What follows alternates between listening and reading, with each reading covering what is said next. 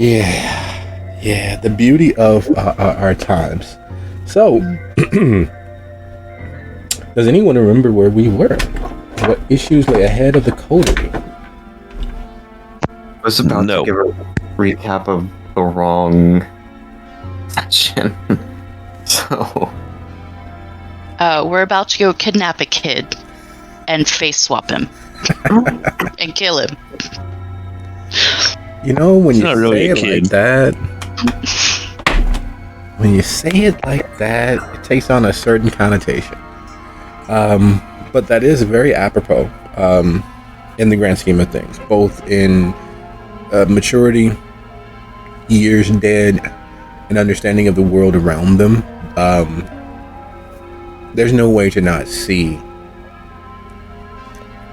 him as a child, an overgrown child who has been allowed to never have to come to grips with the consequences of their actions. A child who has been indulged in only the way that small-minded, selfish people indulge their heir appearance. It is very much the spoiled prince of the Castiglione and Tories. Underneath there, miles and miles beneath the substrate of their being, there might have been at one point, there still may be the remnants of that promise, that potential, that intelligence, and that non-selfish application of that intelligence. But that is very, very far below. All the same, I'd like to thank you all for being here. It really does mean a lot to me to have this moment to play unfettered by the realities of all the worlds that we exist in currently, all of the rigors of work and what that entails, as well as the rigors that come from just simply being an adult in our modern world. These moments that we share mean an incalculable amount to me. Thank you all for taking part and for volunteering your time and sharing this with me. And for the record, with all due delay, this is officially Soup City Sins Season 14 premiere episode, Getting You by Going There. As we just discussed, the coterie itself are planning several steps in an effort to tie up several loose strings that have cost them dearly over the seasons. Those loose strings could literally be summed up with the effects and ramifications of one, knowing the true secret of the Castiglione and Tories, of two, being within their purview, spitting distance from what was at one point their capital structure, and three, the familial relations that act as an underpinning for much of the petty, vindictive, cruel exercising of their authority, power, and reach. So like any other night, we began mise en scene, everything already as it was, and we will intentions for moving forward. What are they? And we'll begin in alphabetical order.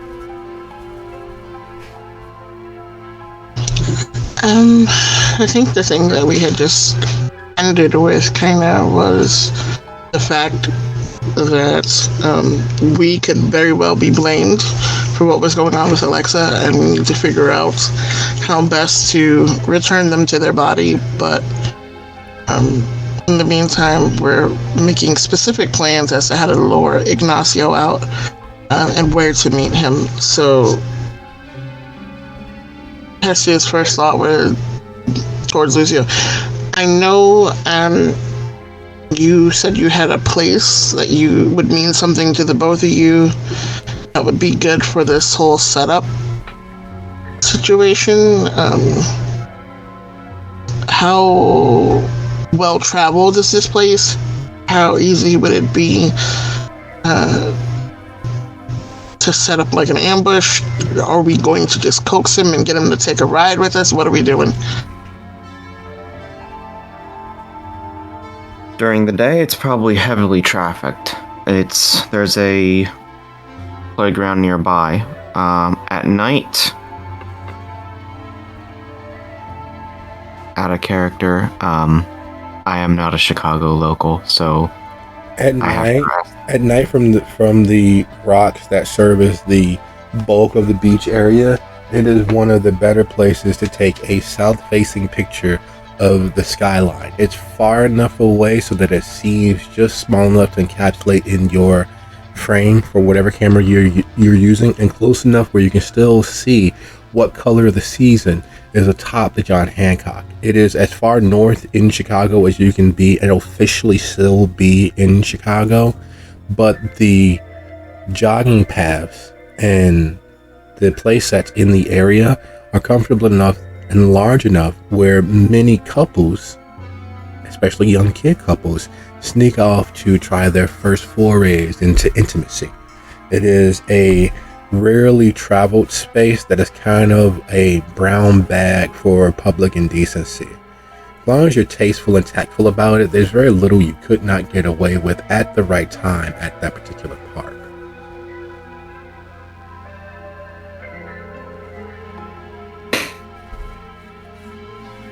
So with that in mind, Lucio would respond, it's basically, there's not too many eyes there, but it is used by some people to try and hide from the public eye what they're doing. If you catch my drift.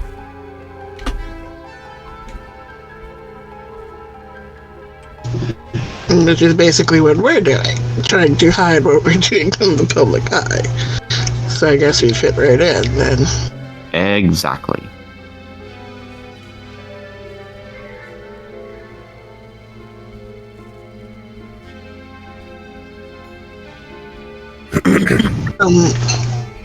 Storyteller, I know I have a virtual trove of books upstairs in both the library portion and my own kind of personal secret library upstairs. But either of those places maybe have some books about what could be going on with Alexa that I might be able to grab and read on our way to this meetup. Well, what do you believe is actually happening with Alexa? SD is kind of taking it from the idea that there is an animating energy for most kindred, and that when they die for the day, that energy goes elsewhere and steps back into the other side of the veil, and that something is blocking her specific energy from coming back into her body, or it's somehow trapped it. So she's looking for a way to either find that energy or track it down and bring it back to the body, or find out how one would trap sort of energy like that so that they have a countermeasure to it.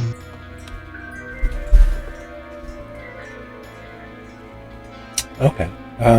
Would you be so kind as to roll your wits plus occult?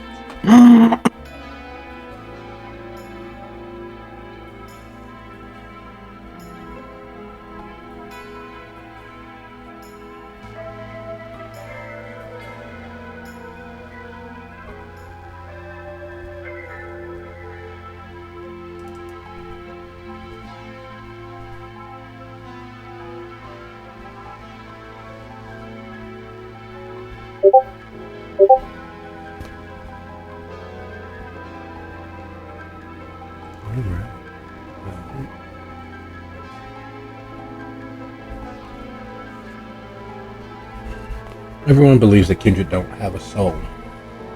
Everyone believes that the damned truly are cut off from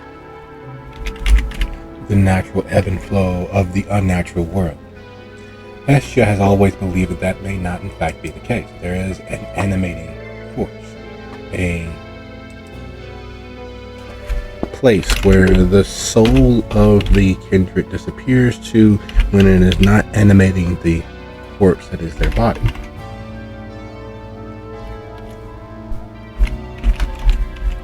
If Hestia believes strongly enough that this is in fact the case, there's but one recourse, and that is to tarry with and negotiate with the very forces of all of the worlds that connect and touch this one. It would require going into the oblivion, following, if there is a small, thin cord, a silken rope between Alexa's body and the small residual soul of her kindred self into the oblivion. Looking through and ciphering through all of the other options and considerations, that is the most viable and potentially affordable way to make this happen.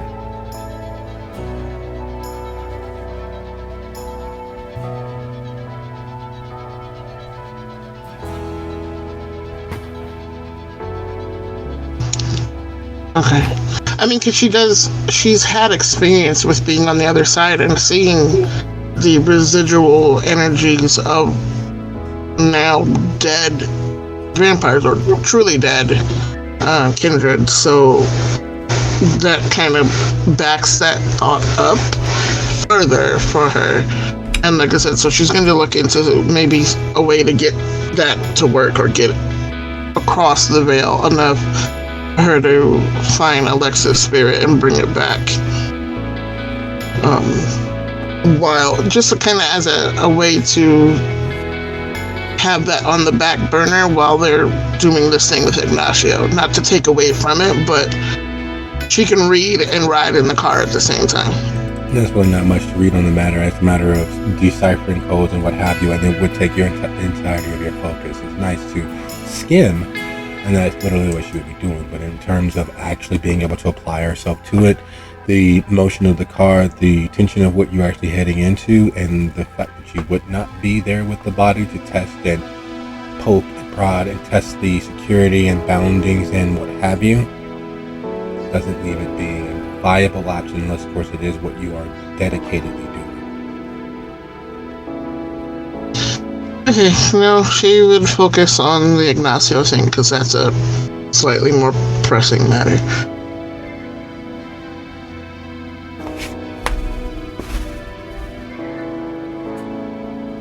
So, leafing through the journal, absently watching the streets go by, you all are taking Sophia's vehicle or the van?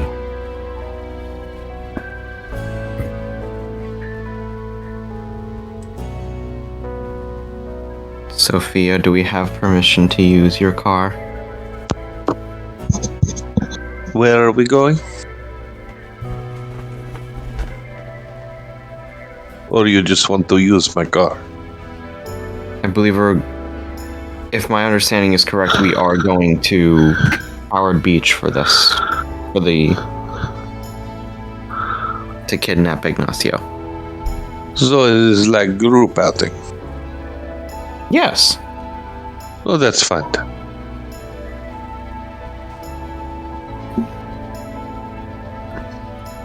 And while everyone is discussing their plans to kidnap a child, Miriam, there are certain portions of your life that, well, there's just no simple way to put it.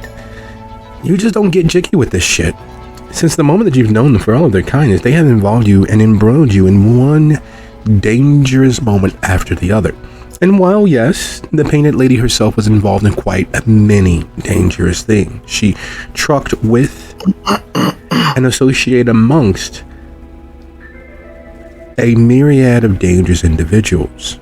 There was, however, a certain safety inherent. While her parlor and her domain was by no means an Elysium, there was a definite sense that if you fucked around, that would be the last thing you ever did. So you better make it good. Her horrid form and the fact that By every definition of the word, her existence was a risk to the masquerade. Seemed to not be something that was as easily considered as it would be for most.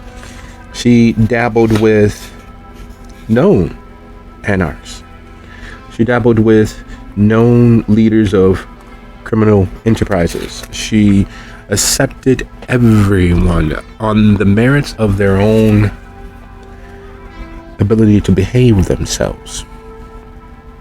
She had the full backing of the grandmother, the grand dame, if you will, of the entirety of the Bahari in Chicago.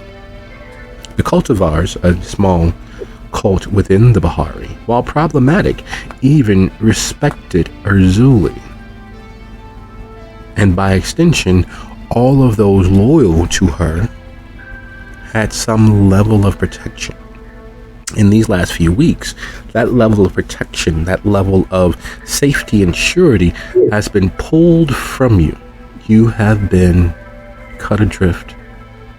Your sensibilities run amok, run over, run through, and put in various states of being.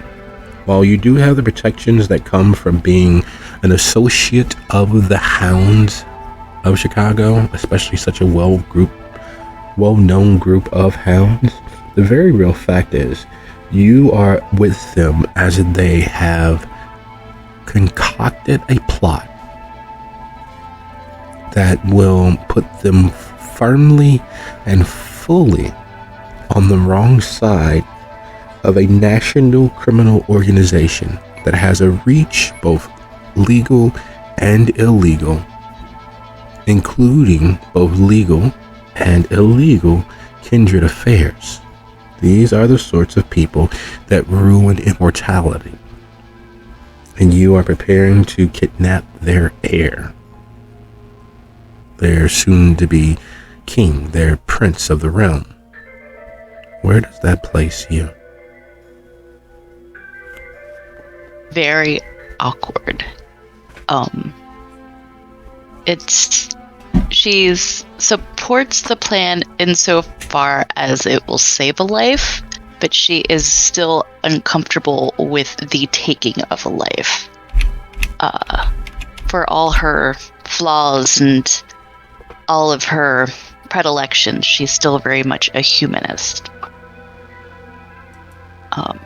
So she's here because she has to be, but she does look visibly uncomfortable with the whole situation.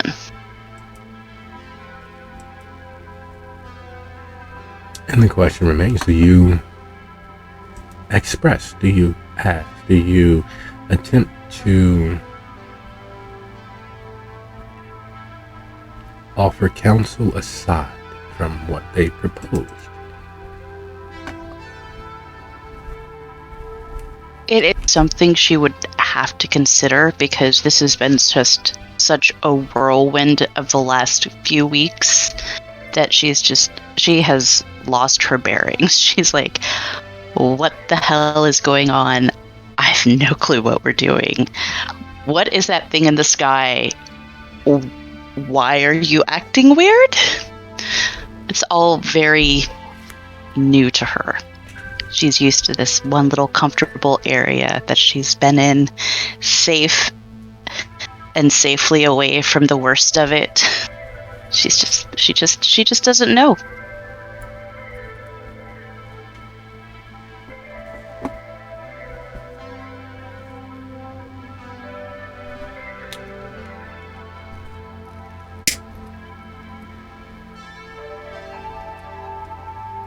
There's an adage that's usually ascribed to the ventral ideal.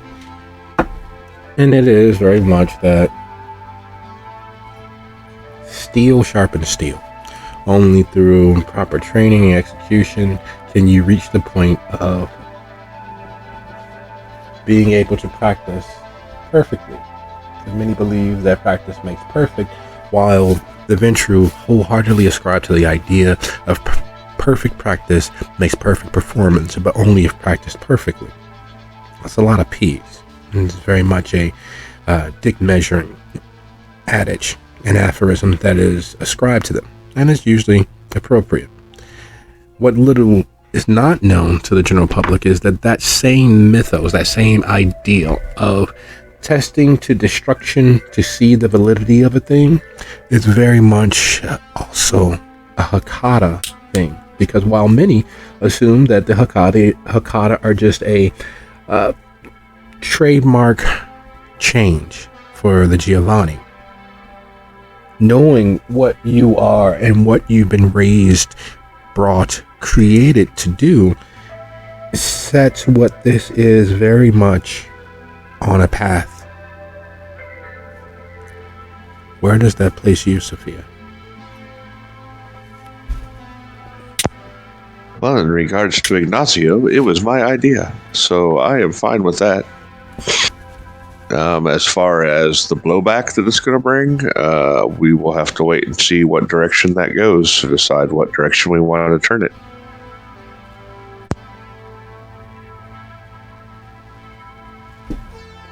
Okay. Well,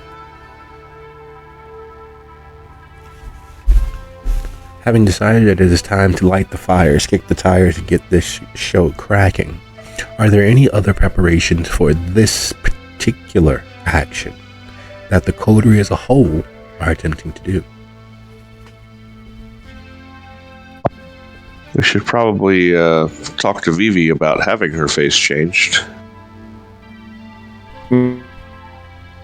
Vivi possibly here for this? Or should... Actually, probably bringing her in is a good idea. And we should also make sure we're not being watched constantly.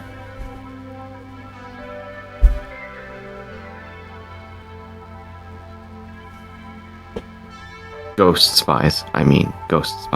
And as you mentioned that, the absence of the spirits that you've all been made aware of comes rearing its ugly head once more. There was a point in time where, so very long ago, just last night, where being at the crossroads of so many different ley lines, so many different dragon roads, made the shelter an edifice, a metropolis, a necropolis of sorts. The sudden devastation of that creates an unsettling reality. Everyone is aware that rooms have their own noise, their own feeling.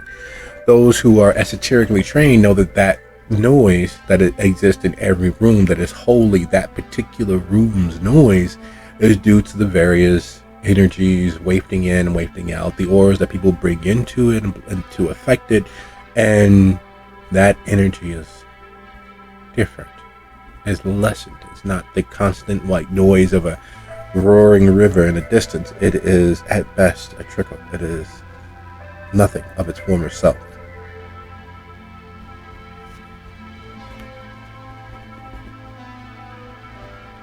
And those aware of such things understand that there was a battle. Those aware of such things know that there was devastation, because the lack of energy means the lack of sustenance. The lack of sustenance in any ecosystem causes drastic results.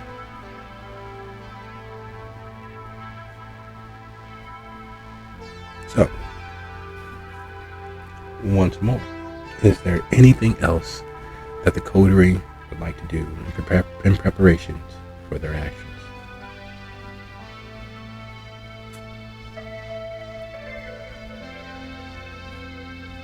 I also think we should probably take into account some forensic countermeasures for this whole kidnapping thing, because if he gets dropped off, then that's one thing, but if he brings his own car, what do we do with the car afterward, that kind of thing.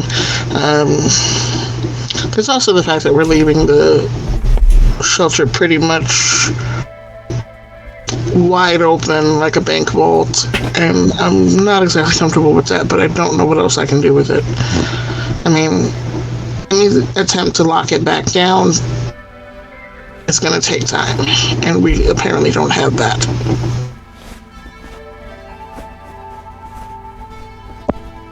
Well, he cannot take it from you. You have to give it to him. So, it being sitting vulnerable, it does not matter because you are not there to give it to him.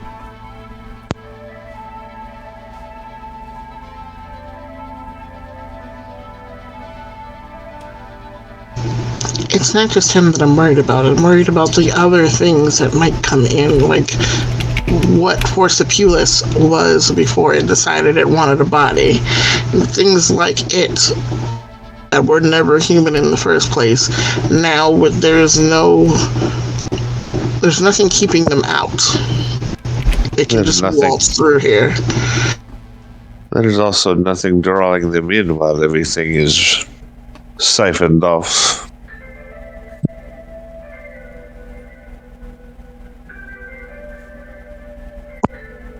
But that gets per your word. It is your thing. It is not in the state that you wish it to be in. I can only offer so many assurances.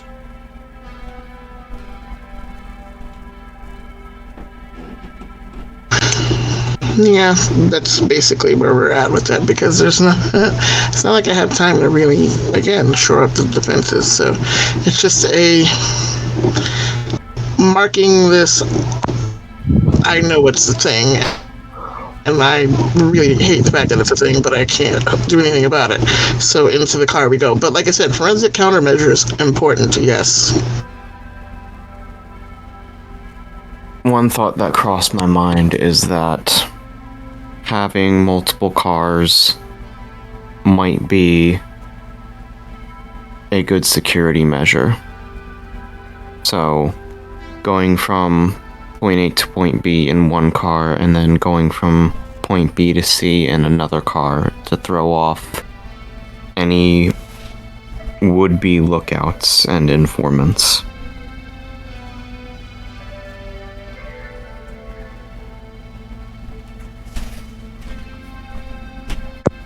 Where do we get this car? Well, we have a shelter. The shelter has their own van, and does anyone else have a car? I have an SUV. What sort of SUV? It's a Forester. All right.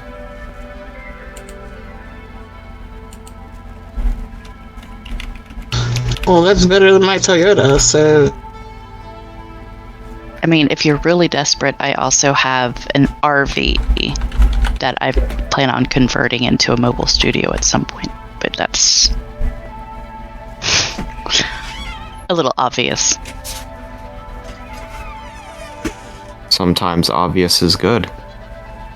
They don't expect you to drive something as large and out in the open as that.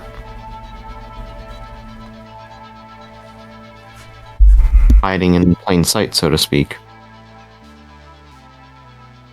But the fact that you have two is good news. If we can take one from one place to another and then take the other to our final destination, that would be ideal.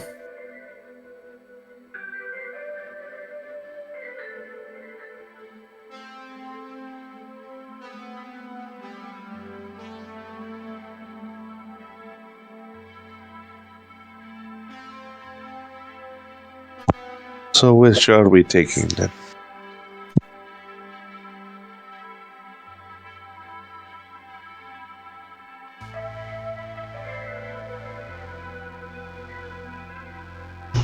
The shelter van would be far too obvious, especially since it has the name on the side and that's Scream Strap. So, let's not do that. Well, but does it though? He knows that Lucio is coming from the shelter.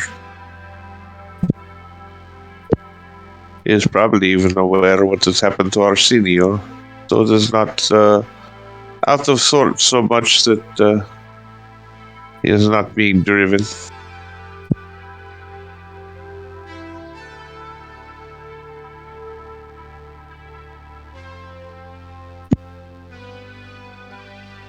I do not know him as well as the rest of you, nor do I wish to.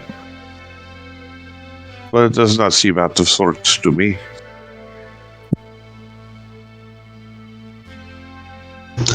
Yeah, but the whole point is for them to not know who did this, so if we take the shelter van, pretty sure that'll trace it right back to us.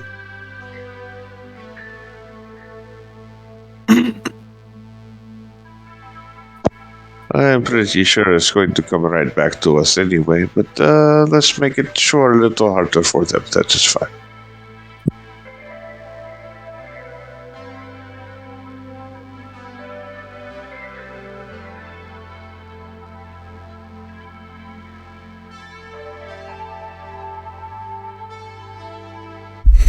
So what have we decided?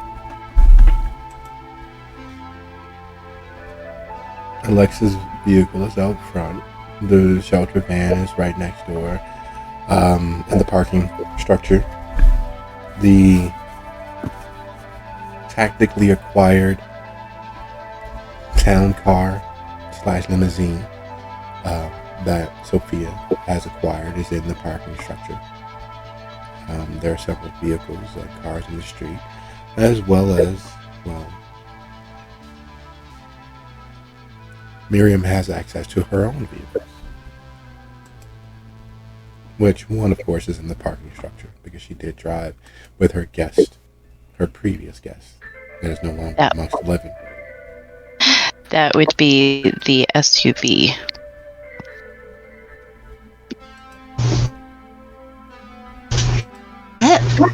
You know what? It might solve a problem for us if we take Alexa's car. Because the fact that she's been parked here all night is going to start raising suspicions. And not too many people know what Alexa's car looks like. Two birds, one stone. I am sold. Let us do this then. We'll take Alexa's car and then we'll change vehicles to another car later on. And from there we'll go to Decibel's location. Sound good? Sounds good to me. Let's go. We need to bring Vivi.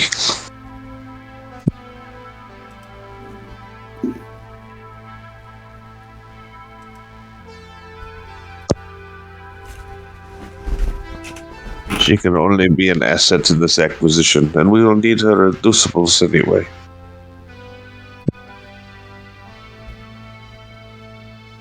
Well, let's go get her.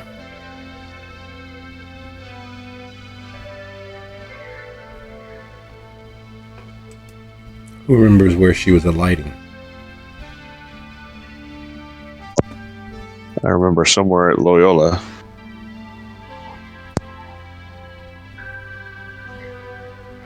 Didn't we drop her off at her location, or did we drop her off somewhere else? You allowed her to leave from the Haven. I do remember that she was staying at Loyola, but also part-time at the shelter in a hidden location, but I'm pretty sure that wouldn't be where she is now. I thought she was across the street from the Haven, or from the shelter. It's like a part that's not in the shelter, but connected to it. Am I? Yeah, it used to be a warehouse.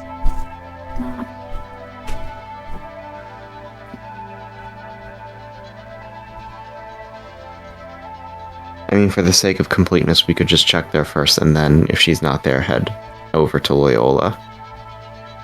Just so we don't go all the way there, only for her to call us and say, "Hello, I'm over here. Where did you go?"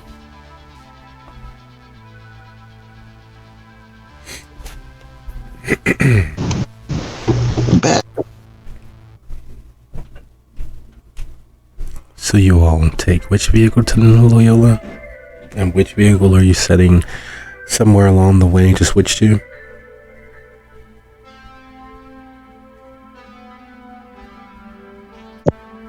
I believe we are taking Alexa's car to the site and then switching to either another SUV or Sophia's car. Okay, so you guys are going to meet Ignacio first.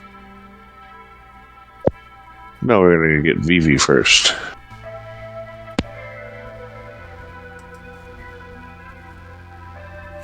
Okay. So I don't know why we can't just call Vivi and say, hey, we're going to go do this thing. Come with us. Rather than hunt all over for her.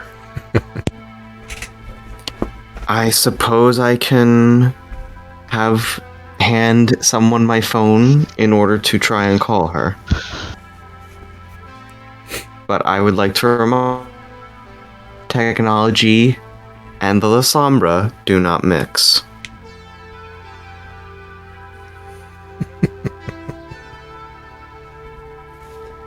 So, with that in mind, Lucio pops open his phone, hands it to Hestia, and says, "Would you like to be the one to call her? Because she's not gonna hear me." I suppose. No, thank you. And then she dials the number. Lucy, would you be so kind as to roll for Vivi in this particular state? Would you be so kind as to roll 4 dice, 2 hunger, with a target number of 2? 4 dice, 2 hunger, target of 2. Come on, Vivi, I believe in you. Hey. Luck shines on you. The robotic electronic form of Vivi materializes on the other end of the phone. Lucille?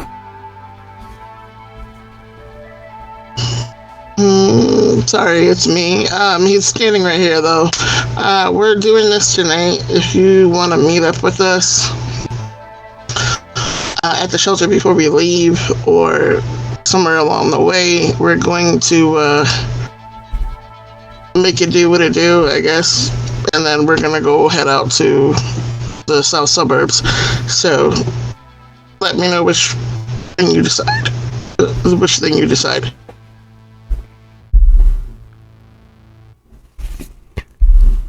I don't want to seem daft, but what are you talking about? Is it time to... And her voice breaks up a little bit, and more static. And We're doing the thing. I assume that you're assuming we're going to make the face swap thing happen, and yes, that's kind of what we're setting up for. oh, in that case, you can consider that I will be there very, very shortly. I am not that far away.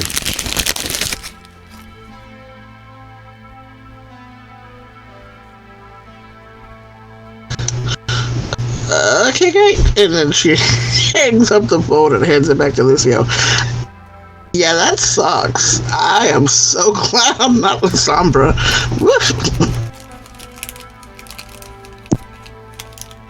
Do you think this will be excessively violent?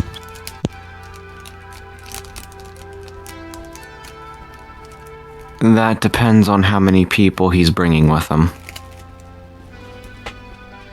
Do we have an estimate about how many that might be? It could be anywhere from 0 to... I'm gonna say a reasonable amount would be 20. But the thing is, the more people he brings with him, the more witnesses that he has to go run and tell Dad on him, so he might want to be smart about not bringing too many people. Arsenio...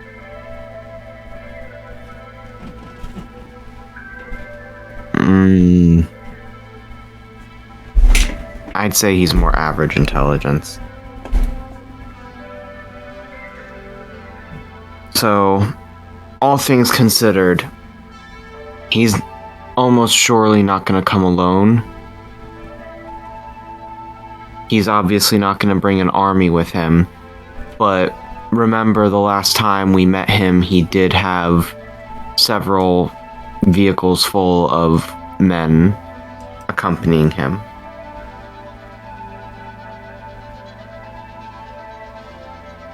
Who all proceeded to get slaughtered, but that's neither here nor there.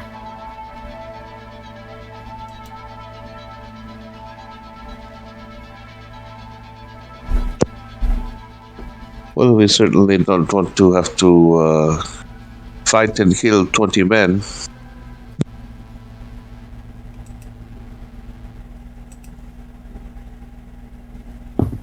In an ideal scenario, we might be able to coerce him into coming along without any spectacle. In a non-ideal scenario, things could get loud very quickly.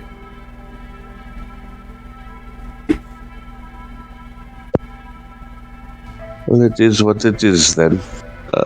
We will wait for Vivi and then I guess we will go. I guess I will need the, as you are so fond of calling it, Silvio, the sissy gun.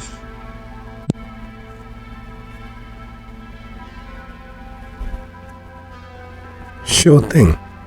But not that it needs explaining, but I think that maybe there's a connotation with the sissy gun. What I mean,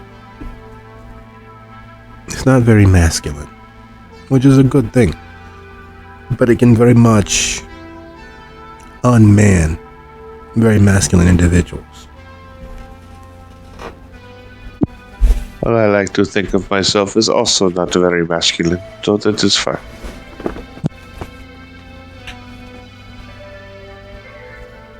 And sure enough, the gun is produced as if it was always kept in readiness. And as you all twiddle and wait, and as always the case. One quick thing that I just thought of. For this specific operation, Lucio is not bringing the Magnum. He's gonna bring his original, gun, the pistol, because it's gonna be a lot quieter than that monster of a hand cannon. Just in case things get bad. And like Olivia Newton-John, you are planning for things to get physical. Which is not a bad thing, considering everyone's track record with dealing with tense negotiations and kidnappings. After all of your other kidnappings have gone so well, haven't they? What other kidnappings? What?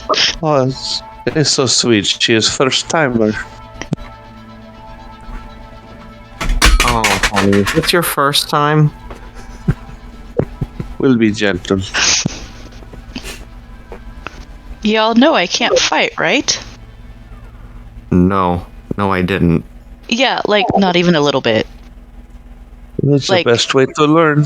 Like teenage girl in the bathroom slap fight, maybe. There is place for that.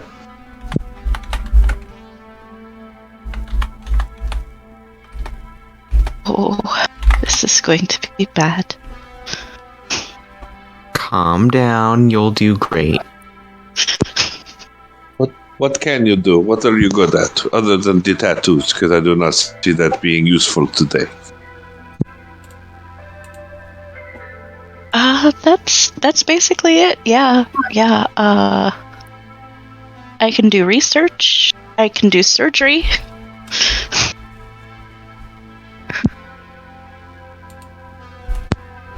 Can you drive? Not as good as your boy here. But yeah. Well, maybe you will be getaway driver. See, you have purpose.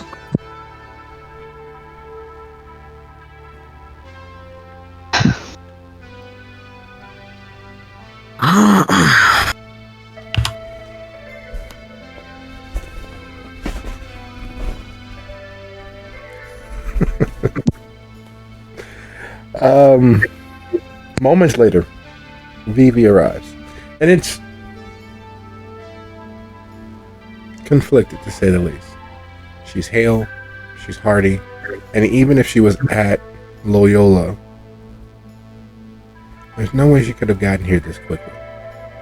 You all had settled in to wait 20 to 30 minutes for a drive. 35, 45 minutes for the walk, because parking normally sucks, or, traffic is a pain in the ass. The fact that she beats your expectations of her arrival time has its own sort of considerations, as well as the fact that she is dressed in a leather jacket, a band tee with a hoodie between the shirt and the jacket, and jeans well used and dark enough to seem as if they were in fact black and gray instead of any other shade.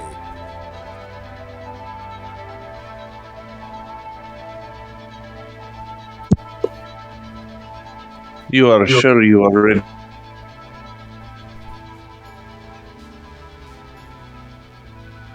He frowns at you. Yeah, no, I'm very ready.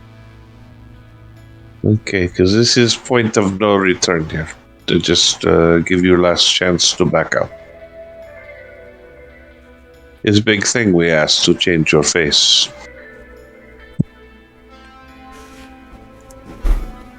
And you want to show that there's no other way for this to work.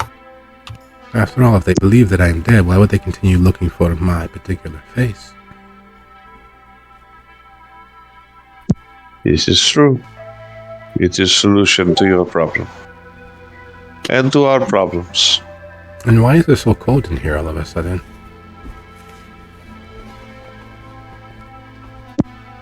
Was there a marked temperature drop all of a sudden? No. I'm gonna scan the room anyway. I think she's referring to the fact that there's no more ghosts.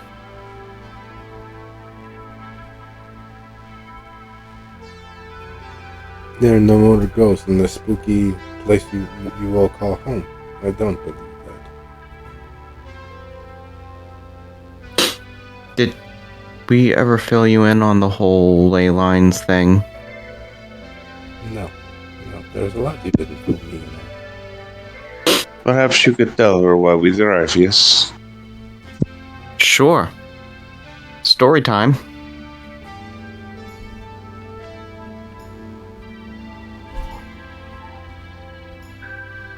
Unless you all load up and take the short drive to Hollywood Street Beach. Howard Street Beach. What are you guys?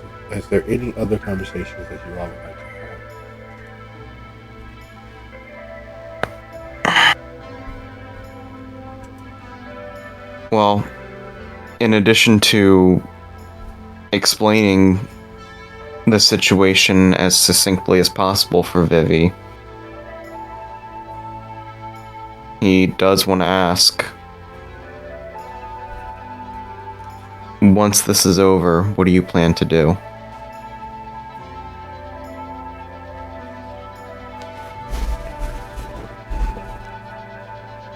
Are you asking honestly?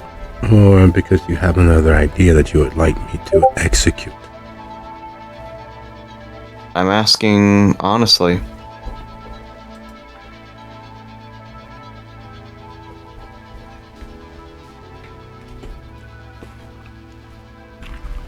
I plan on ensuring that the Castigliones are no more of a threat to anyone ever again.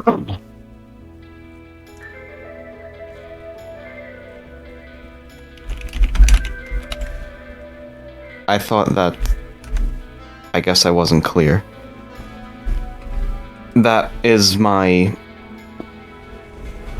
That's what I was asking, like, after we do that. Because I very much am going to try and help you with that. And... But, I mean, once we're through with them, once we've taken them down, what will you do then? I still have my duty as a hound to Chicago, but you are going to be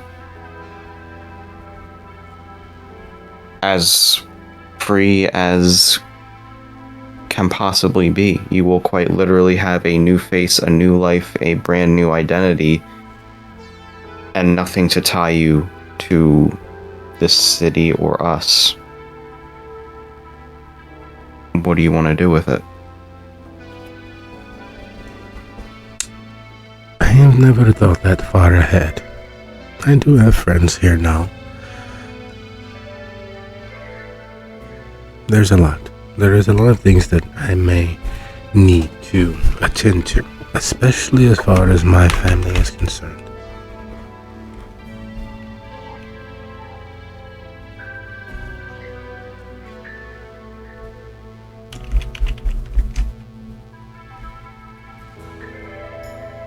So you plan to stay then?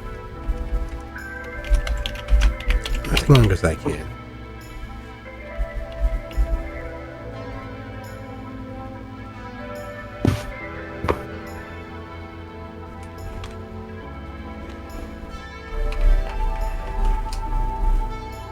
I see.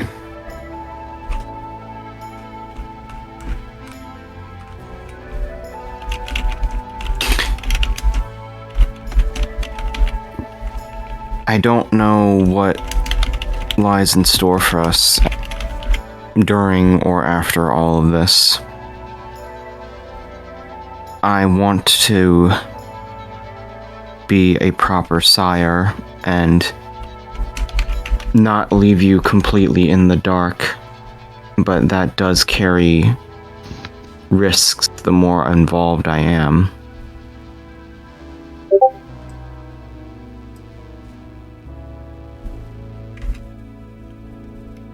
It carries risks for both of us. So, I guess what I'm trying to ask is, when we're done with all of this, do you want to cut contact with me, or do you want to actually try and learn from me?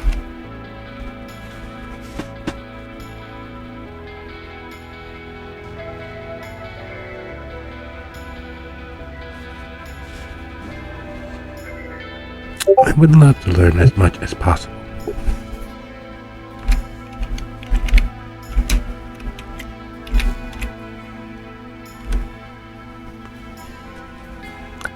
But that is not my place to decide. Only you can decide what you want to share. Only you can decide what you wanted to share.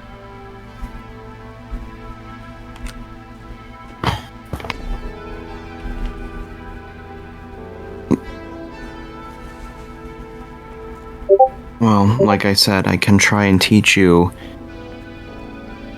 a couple tricks here and there.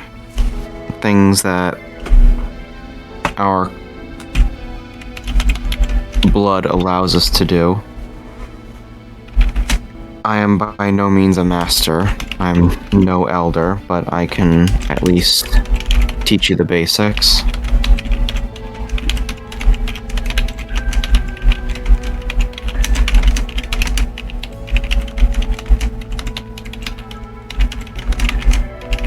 As incredible as our gifts of potence and oblivion are, I found that there are other gifts that we can unlock that are, while more situational, often extremely convenient to have, and open up a whole world of possibilities.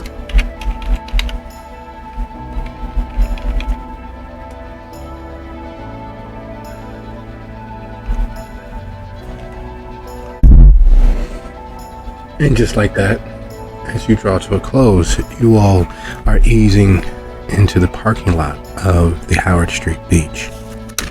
Now, one of the many things that people fail to realize is that Chicago, amongst many metropolitan areas, does everything it can to ensure that it has the income necessary to stay afloat, to keep the infrastructure running, and so forth and so on. One of those many things that Chicago has done is place tolls everywhere in the form of public parking.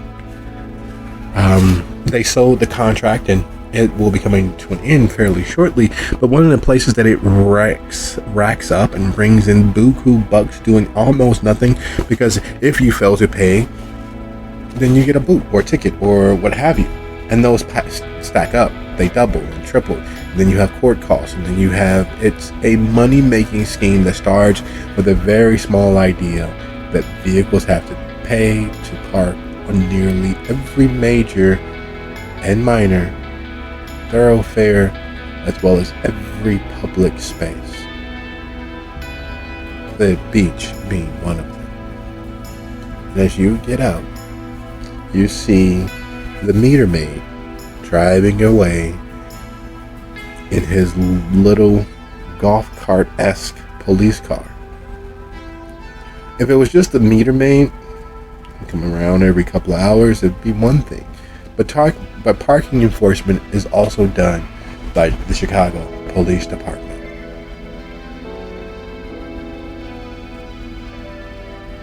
And as you all look at the very real need for someone to produce a credit card for parking, or risk potentially being discovered due to something so small as not paying your meter, Hestia begins crying. Big, fat, vitae-tinged tears.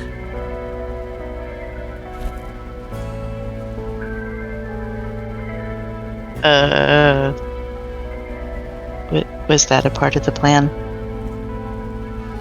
Yes, are you okay?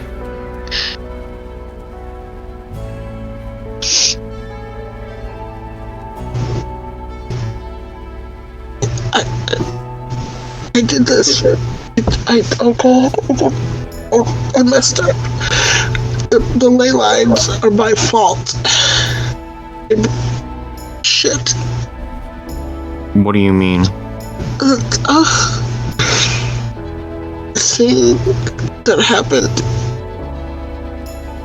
when you got attacked by the spirits, that's where all the energy is going, because it's like a tsunami. When an earthquake happens, everything flows back the opposite way. Shit. And they're all connected. And that was a big enough hole to suck the energy back towards that way. I fucked up. This is my fault. Oh shit. I'm not sure I quite follow. How is it your fault?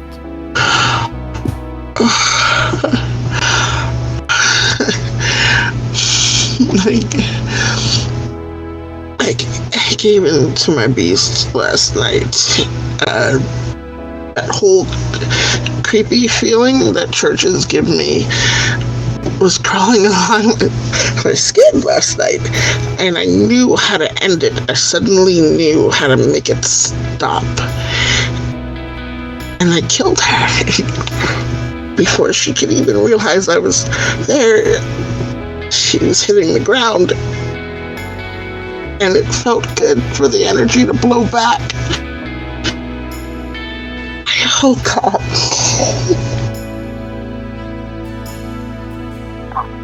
Real quick, out of character, storyteller, were we aware that Hestia killed someone?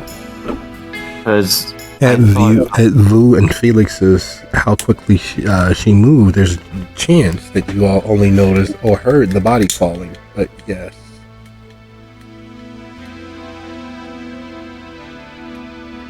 Okay, because assumption that she was just so fast none of us saw.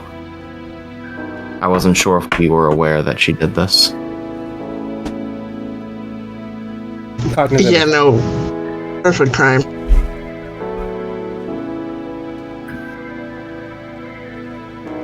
Excuse me. Sorry about that. For those of you who did not realize what that meant, yeah, this could be that moment where you realize what that actually meant. What she actually did.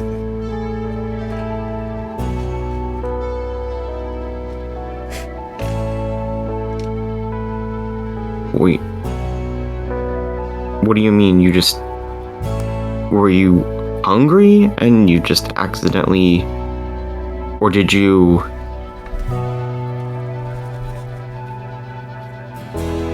And he starts looking at the others,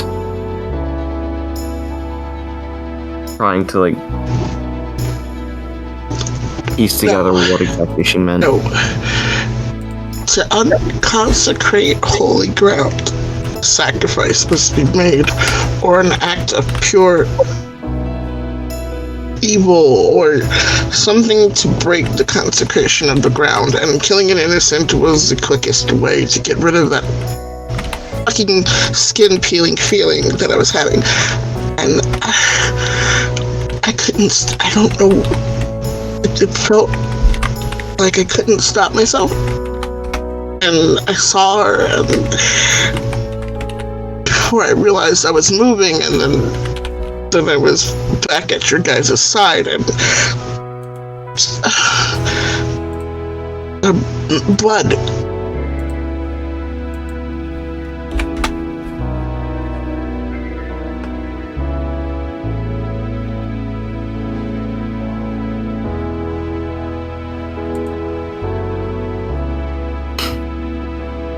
Miriam will just nod and hold her arms open, offering a hug.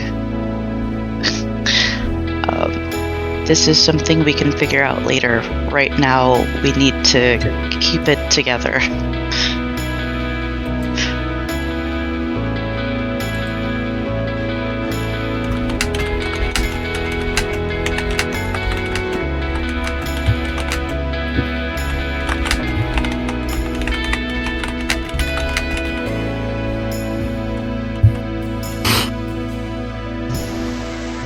Hestia looks very sadly at Lucio, because for as long as they've known each other, she has done her utmost best not to be that sort of kindred and not to do horrible things, and to just have killed somebody with no other reason, not even taking the blood from it, just dropped them.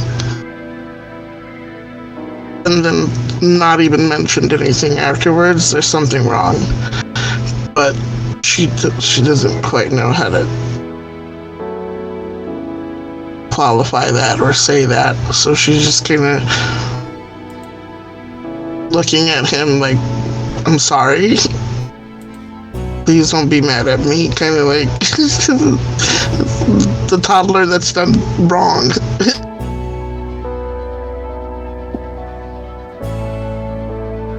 Lucio's just speechless, looking at Hestia, because this is not the vision of...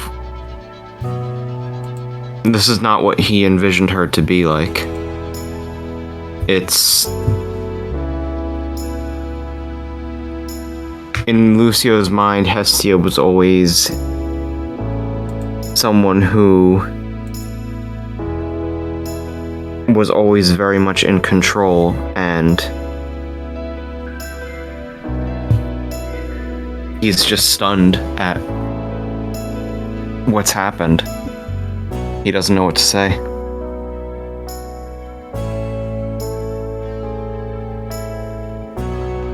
And there's a look in Lucio as he's looking Hestia in the eye of shock,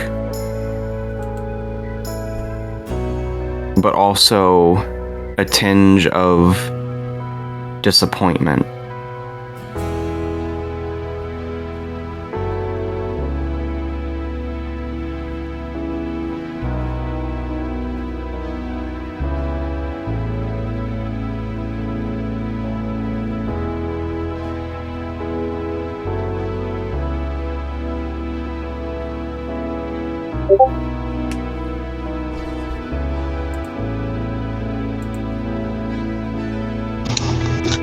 And she sees that and feels even worse, and kind of wipes at the tears and takes her credit card out of her pocket and sets the meter so that they have time and just kind of goes quiet and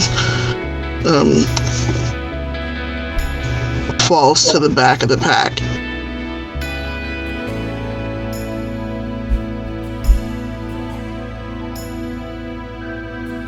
That just sets the meter. Is anyone else doing anything else?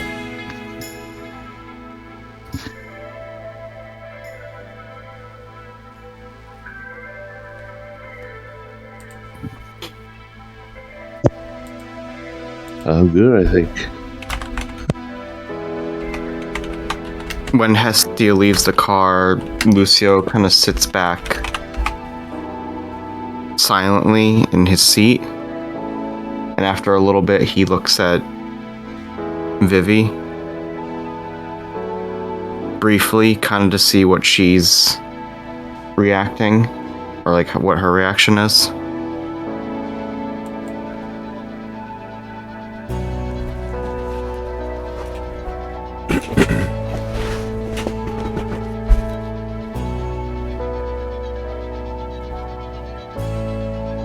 But he doesn't say anything.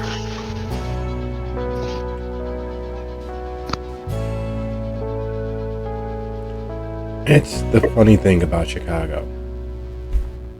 As you all pay the meter and the jogging trail is there, and nothing but the almost perfectly clear dark night sky stands above your head.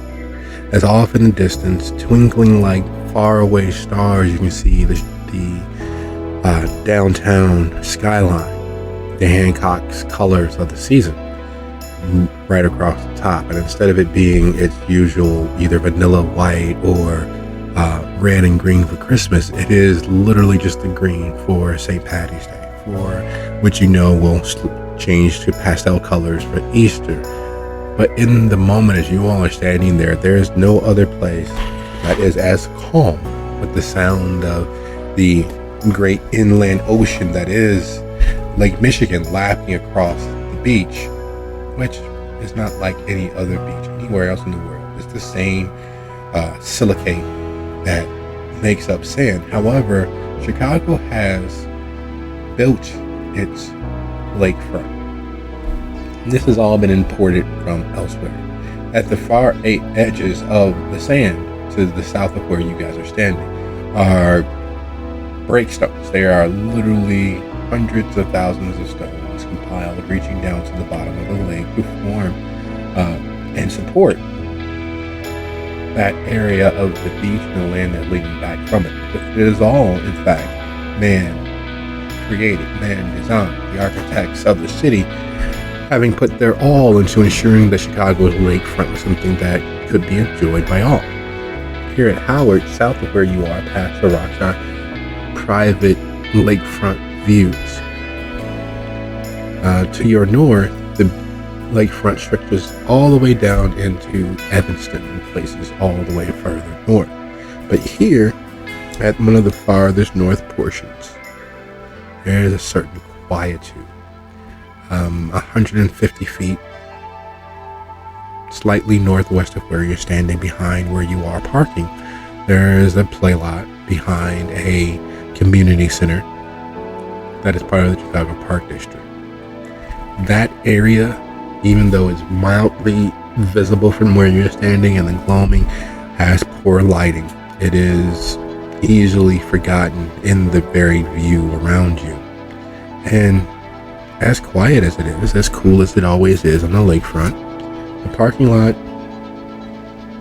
has about 12 other vehicles, all makes and models, some clearly expensive, some clearly hand-me-down, and others considerably worse. It's a strange dichotomy of Chicago, poverty existing exactly lockstep with signs of conspicuous wealth. What is it that is on your agenda, considering the revelation that Hestia has made? Her destroying an innocent life has had ramifications that have stretched across the city. Because if that's true, the person, because she didn't say woman, the person that she killed in the south suburbs, that death reached all the way to the haven. I wonder how many people, how many beings could know of such a thing, could have felt the reverberations of that, if a death means that much. So as you guys begin walking toward the play area, is there anything on you that you guys are deciding to do? So Hestia said she was going to drop back and walk towards the back. Miriam will do so as well, just to give her a slight little bump and a small little smile, just a bit of encouragement. It's a weird thing she did to Miriam, but she still has friends.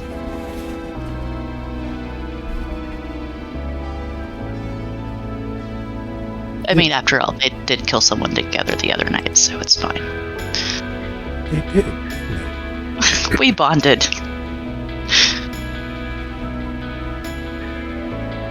Which is funny, because part of Miriam's wherewithal comes from the associations that she's had before. And one of the many things that just through osmosis that she's learned about the Liliths, the Bahari, those servants of Lilith and those who want to grow gardens and tend them, is never show fear in the face of death. Death is as much part of life as any other aspect. And fearing it or loathing it is as close to unholy as one can become. It's funny the things you pick up over the course of your time, over the course of existing. And it's not one of those things where the Bahari as a whole or monolithically went out craving death. In fact, most people were better off for having dealt with the Painted Lady, for having dealt with Urzuli. They gave to various institutions and personages across the city that they felt could help them make a difference in the landscape of the city.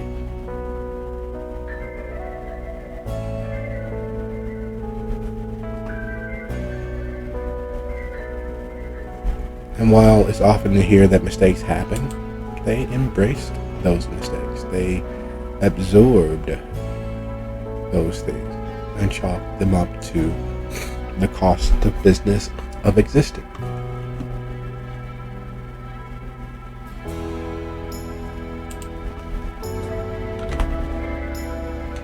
So, is there anything else that you all are doing?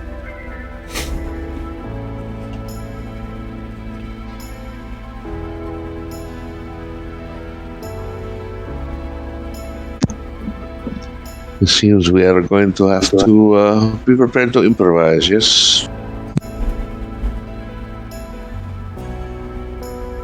I thought that was the plan.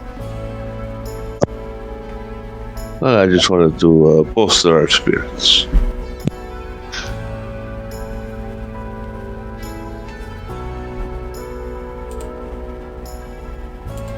So is it clear if Ignacio is here yet? Asking out of character, just...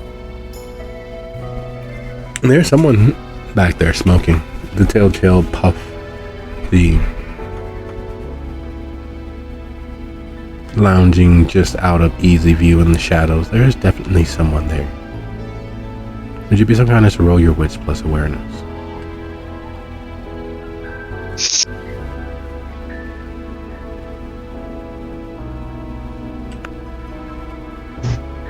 Hestia, despite what's going on in her head right now and trying to hold it together, she is still going to keep an eye out of their surroundings so that they don't kind of get surrounded and drop into sense the unseen.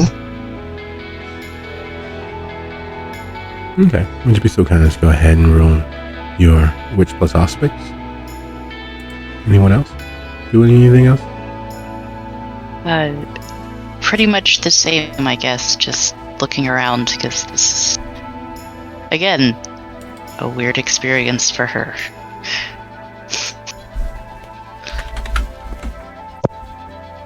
Come on, do crime, it's fun.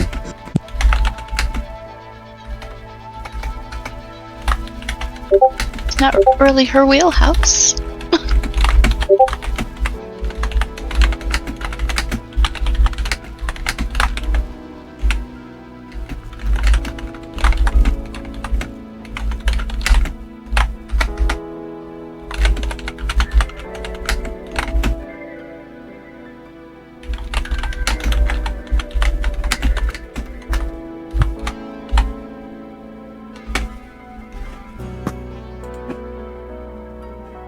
Okay.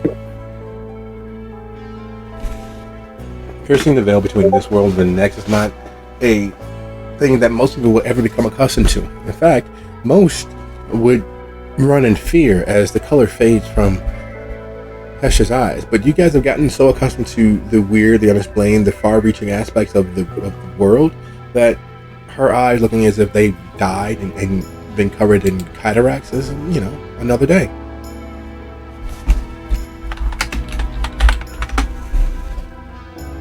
And Hesha realizes that of all the things to become accustomed to, of all the things to miss, she misses the touch and the feel of the supernatural that makes up the safety of where she lays her head.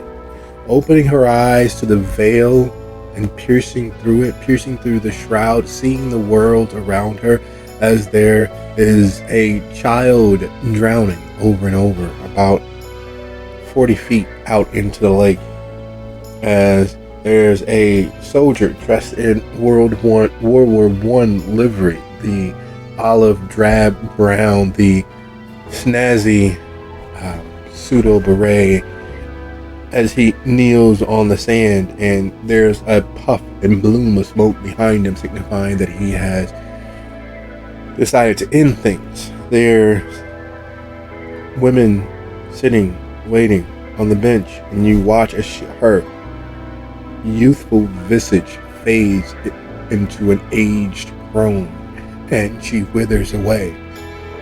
And a few moments later, she's back to her youthful visage and sitting there staring out onto the lake. There is a touch of the spiritual that is wholly part of Chicago. It is not the most haunted place in the world, but it is, unlike many places, chock-a-block filled with the dead who refuse to leave this coil, who are tied, tethered, and feathered here. They have unfinished business that they can't even remember at this point. How long the spirits of the damned have existed in this place and many places throughout the city, their purpose is their suffering, and their suffering is their purpose. Whatever unfinished business tied them to this world has long ceased to be valid for most of them. In fact, the width and breadth of the many souls, both once living and never living, that exist in the city, it is a major necropolis. And seeing them play out their horror stories over and over, because they can't let it go, because it's the only thing that keeps them as close to the living as possible. It's strangely heartwarming for Hestia. Even in death, hope persists.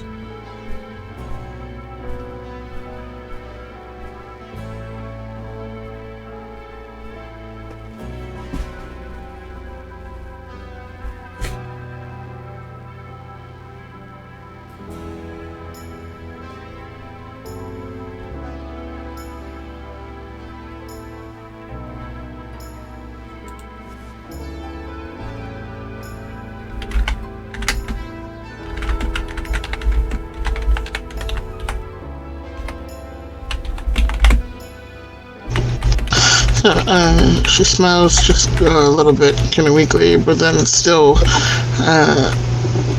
tries not to get too distracted by the dead and looks for any potential hidden allies or trappings that, if that is Ignacio, would show up, or if it's not Ignacio and it's a trap, would show up. No, the person back there smoking is smoking. There's no hidden Nosferatu or invisible foe waiting. It's just the dead floating around doing what the dead do.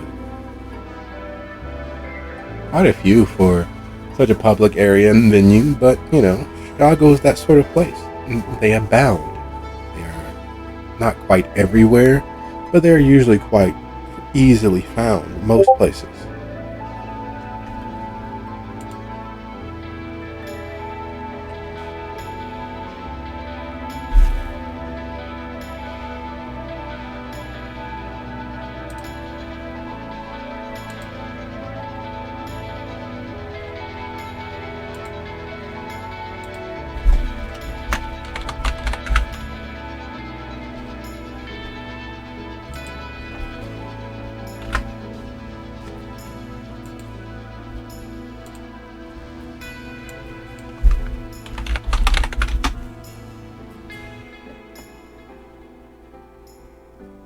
Okay. And Sophia, would you be so nice to roll your Witch plus Oblivion for me?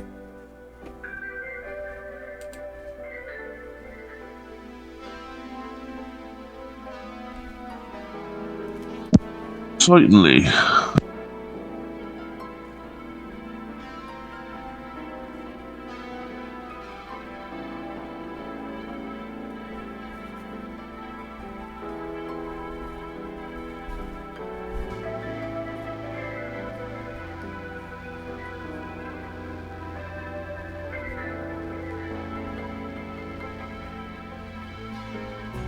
Wow.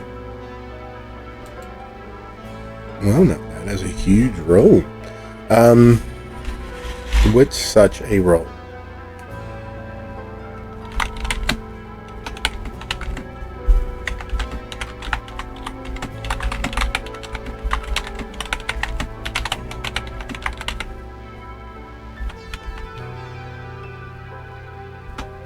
The many souls in attendance and going about their nightly rituals and carrying out their shadow plays of how they cease to be in so many varied states. It's that moment when you walk into your favorite watering hole at your favorite time and something is drastically different. Instead of it being the usual 12 to 15 people at the bar and at the tables near the bar, the place is filled.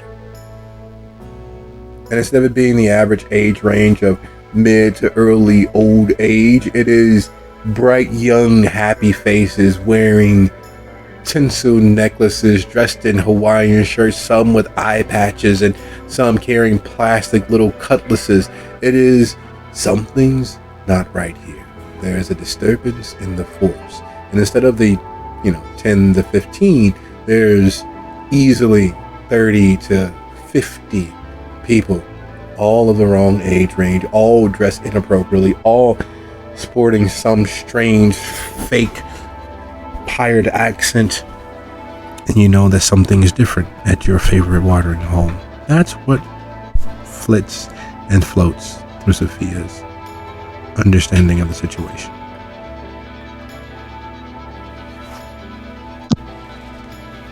Everything is wrong here.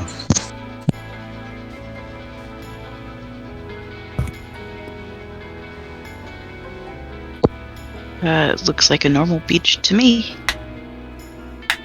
No, someone has drawn all these spirits here. And that's not the only thing that's wrong. That's not Ignacio.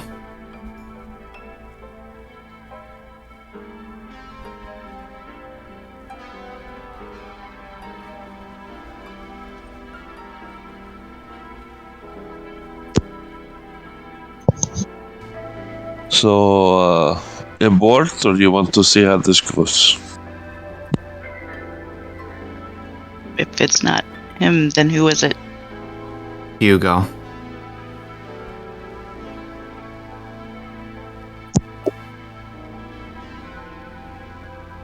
Who? Their ghoul. Or they're not their ghoul, as they have officially claimed. Technically not tied to them, on loan from someone else.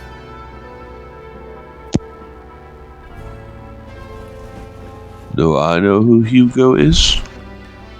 Hugo is a hitter for the families. Hugo has been in existence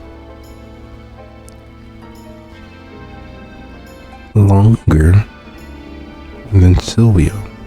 Hugo,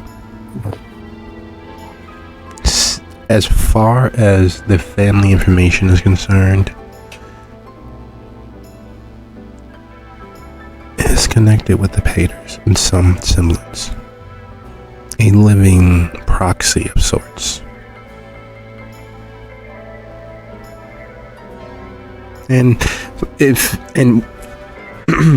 Sophie is aware of the criminal aspects of the family. She also knows that he is a well-known mercenary slash hitman.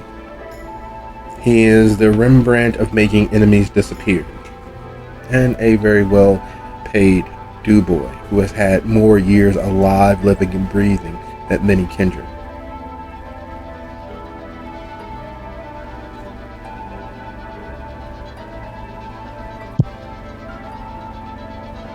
But he works for the family, or he occasionally works for the family? He works here in Chicago almost exclusively for the Castigliones, not even the Tories.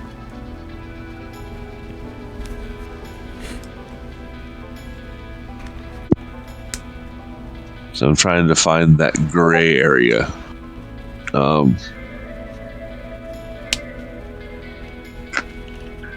As you said, you described him as a mercenary. So is he a mercenary that is property of the Castigliones, or is he a mercenary that is often hired out or to the Castigliones?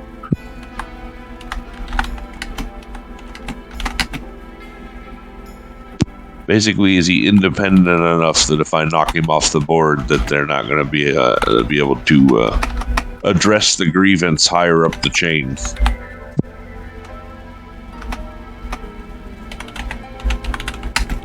That's a good question. Let's do intelligence plus occult -1. Intelligence occult -1.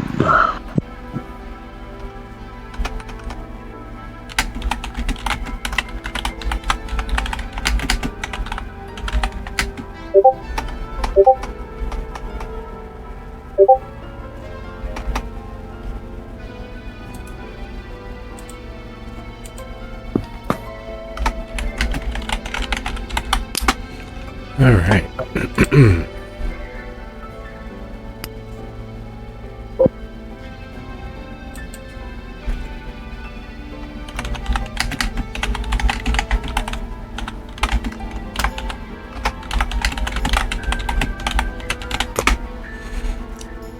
Sorry for the delay. Had to check a few notes. Didn't think you guys would make it this far, but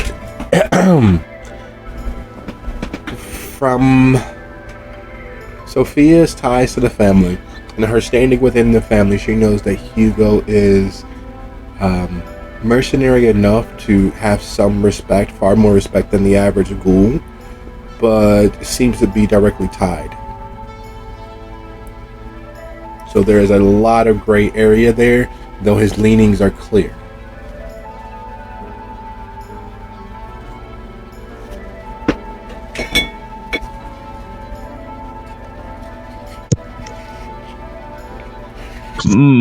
I do not think I can act against Hugo. Not directly. It does not stop the rest of you from doing so, but that is your own province to decide. Well, you know, if he's dead, then no one would know what you did, maybe. Yeah, that's not a given for us.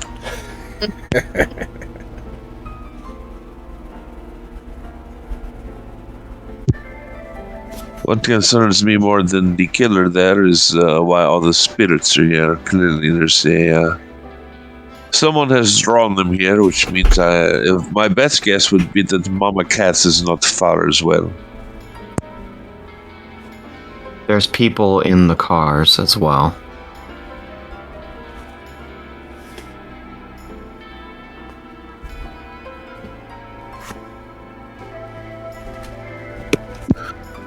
Well, you could certainly go to have your meeting and be what? You are not Ignacio.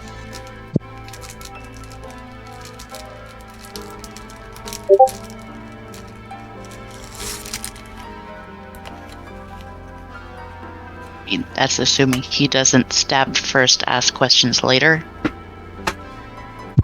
Well, I mean, if he attacks you, then you have cause to defend yourself, correct? Correct.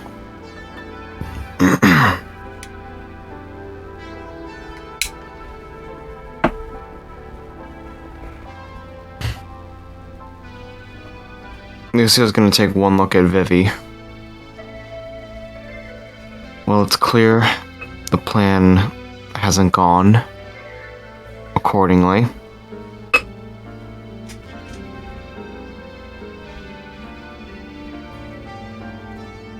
So, are you saying that you would like to give up because the road ahead is difficult? Not at all. And she puts her hood up. So, are we doing this, or am I going back to watch the Little Housewives of Orange County? We would not wish that on you. It is surprisingly enjoyable watching people behave poorly. I never took the time to enjoy such things. But friends like to watch the show. It is, as they say, a guilty pleasure.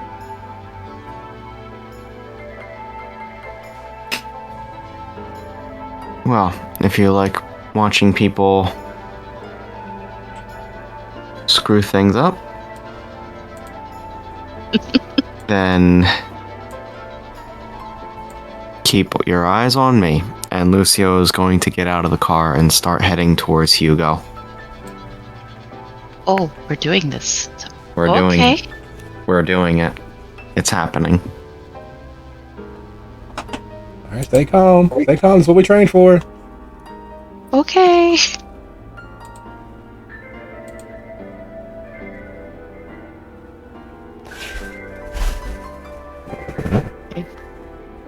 I guess Miriam too will get out of the car. Here's the funny thing about walking into what you perceive as a trap. Normally, all of the flight or fight chemicals flood the body. The hands begin to tingle and need to move. There's an excitation that falls over the body. There's endorphins that begin to flow, and usually a small bit of, because of the energy being spent, no small amount of sweat begins to accumulate across the brow, across the back. It's uncomfortable because it is the body priming itself for an extreme result. It's the biological equivalent of taking pre-workout. It gets you pumped. Kindred, by intent, no longer have those biological safeguards. There's no priming of the pump, as it were. There is still the mental effect of such, however.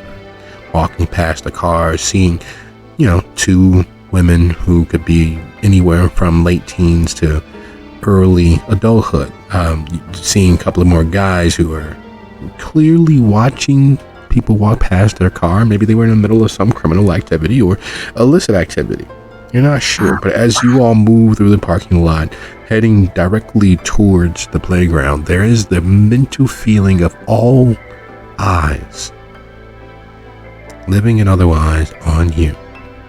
Without meaning to, you guys, of course, start counting people. And there's 2 people in that car, 3 people in that car. That's a fucking van. They got 4 or 5. Who knows? The back is panels. You can't tell if there's anyone back there, but there's definitely 2. So that's, either 7 or fucking 12. You're not sure. And all of these doubts begin to nibble around the edges as you all make your way. Getting to the play lot, just as you guys are nearly to the gate, Hugo steps out of the small little bit of shadow that obfuscates his image and his appearance from a distance, stubs out the cigarette that he was smoking, and shoves both hands in his pocket. No smile, no frown, just a waiting.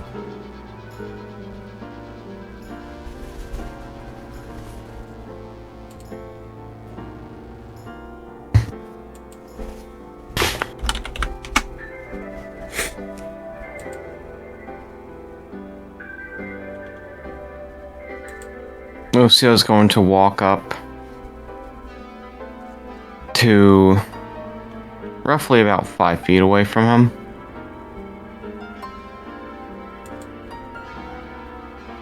And just stand there and look at him for a little bit. Trying to get a read on him.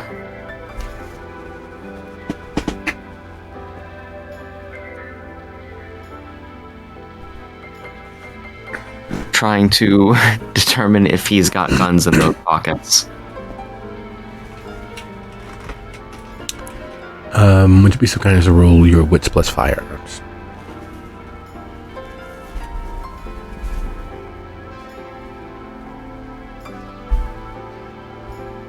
Does a specialty in handguns apply in this case? Yes.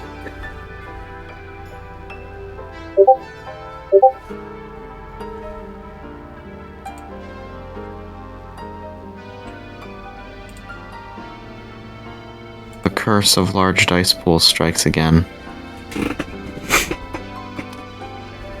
You cannot definitively tell, based on the tailoring of his ensemble. The clothes were clearly made to order. They're not too baggy, they're not too bulky, they're not ill-fitting. Yet they obfuscate anything that may be beneath the blazer jacket, anything that may be beneath the 3/4 length trench that he's wearing. It is problematic. He didn't get his reputation for nothing. He earned it in blood and lives.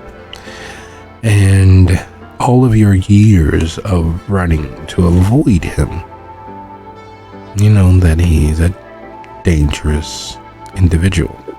His hand-to-hand is clearly enough or good enough that he has survived. As well as there's a very good chance that he cheats as often as possible, which means he's probably rarely unarmed.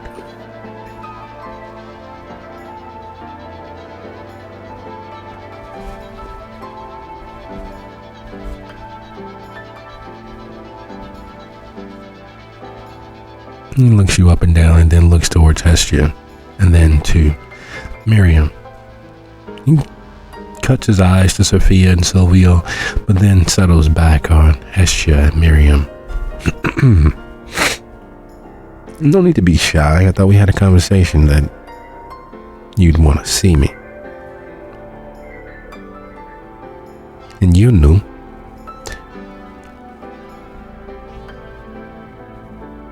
Miriam just smiled brightly at him, winning and dazzling.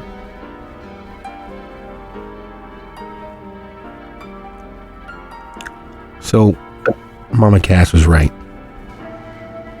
You all were behind all of that hoopla and rigmarole, huh? It happens.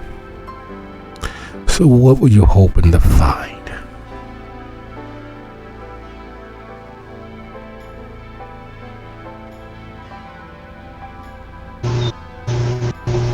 I think we're confused. What hoopla and rigmarole do you speak of?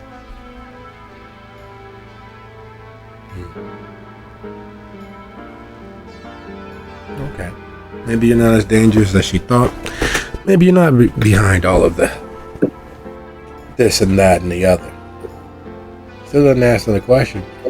I'm here to take in the evening weather. Why are you all here?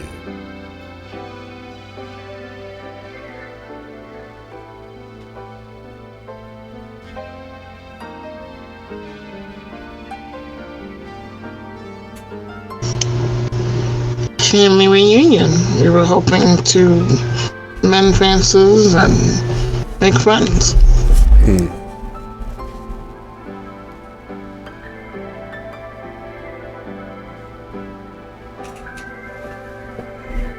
So, Mama Cass said you figured out a few things, Cuzzo.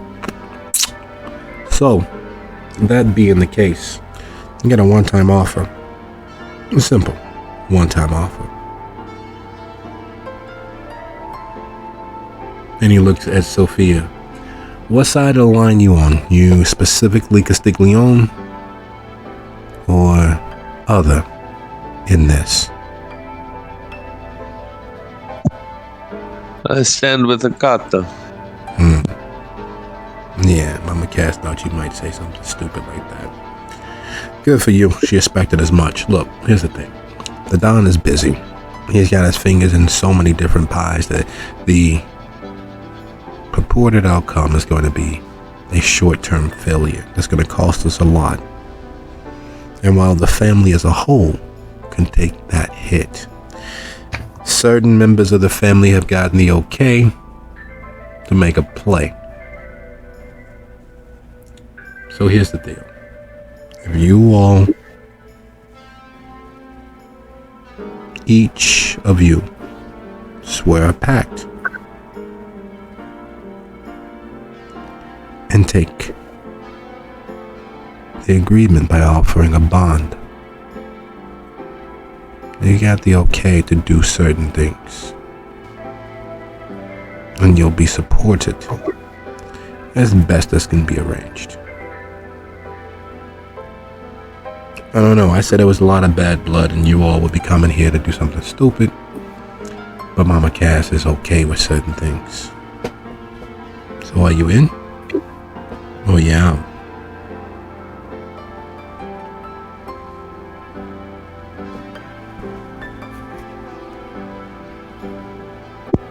Right now, you have dug your toe in the sand and said, "Here is a line. Which side do you wish to be on?" without quantifying what either side means. No, it's real simple. You say yes, you make a friend. You say no, no skin off my nose, no skin off yours. Doesn't have to be bloodshed, but things stay exactly as they are on all fronts. Perhaps maybe more so. You know, people get their feelings hurt.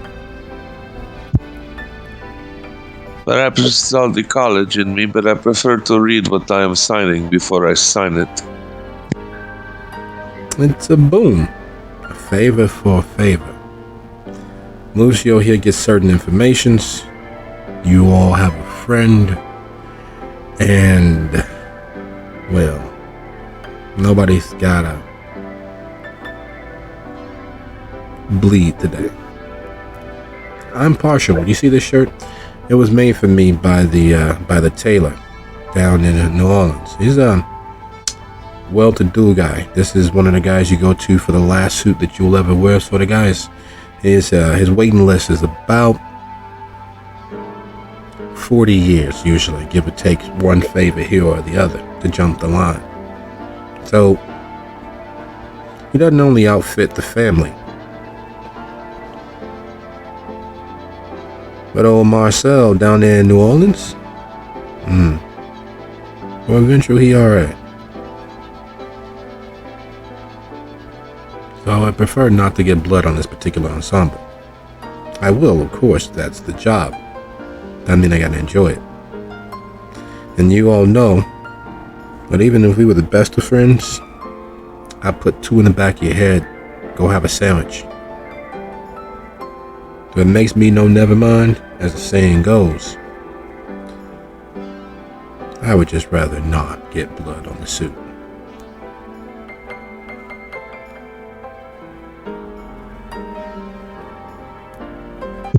So you want me to believe that Cass is going to turn on her own?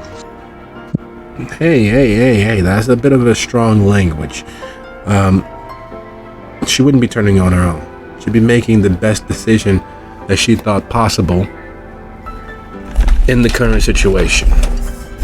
And there's proof of her willingness to do so, but I gotta know you guys are in the boat before that comes about. You don't have to agree to anything. No one's forcing your hand. Merely just saying what I'm saying. If you know what I'm saying.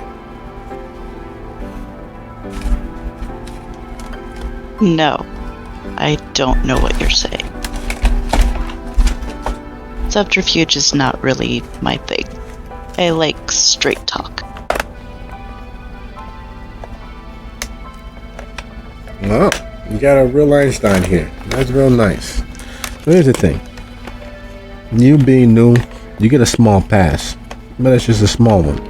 Technically, this is family business, but they involve you, which means at least you're a friend of the family, as it were. Or their family, as the case may be.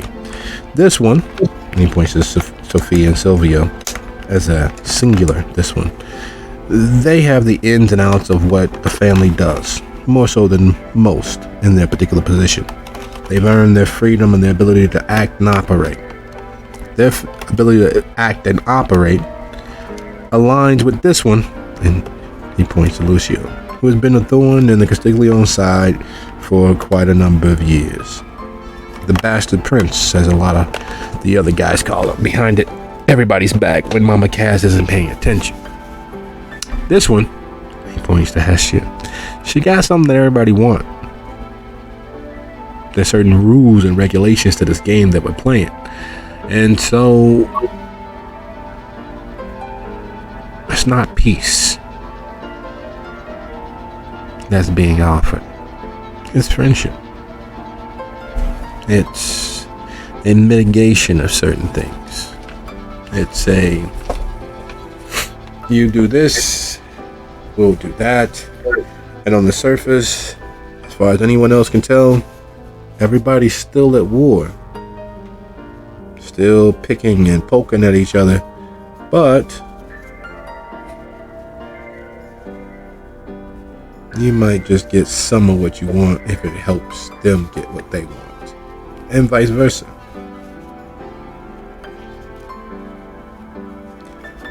So, it's getting late. I gotta report back. You know, for creatures of the night, they really do go to bed fairly fucking early. So, no pressure, no rush, but kind of a rush.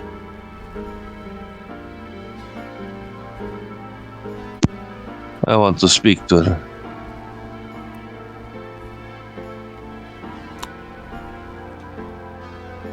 We can make an appointment for that. She's not far. You could fetch her now. Farther than you think. And I ain't got the juice to open up one of those, distant conversations.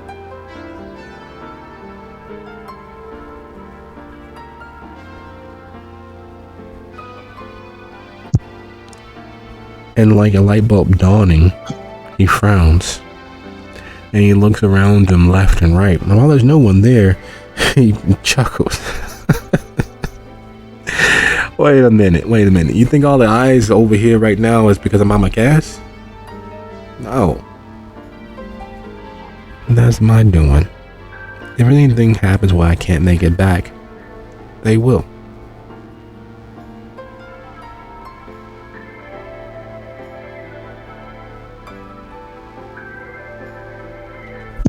Are you so certain they will?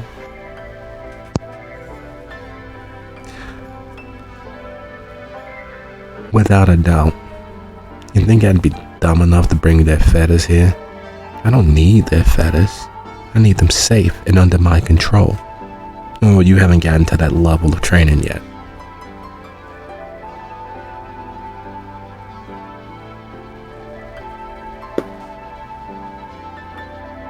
I'll give you a little secret. You form a circle. A real strong, powerful circle. Little sacrifice. A German Shepherd, Labrador Retriever. Seal the circle around the fetter, granting only you access and keeping every spirit out. It's under your control. It's safe. You can tap into it from a relative distance. And if you die, the spirit's unlikely going to go back to that fetter.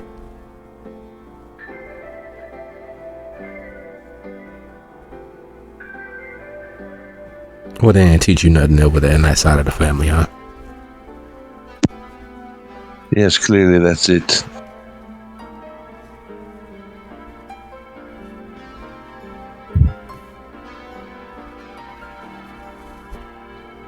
You know there was a time. Either.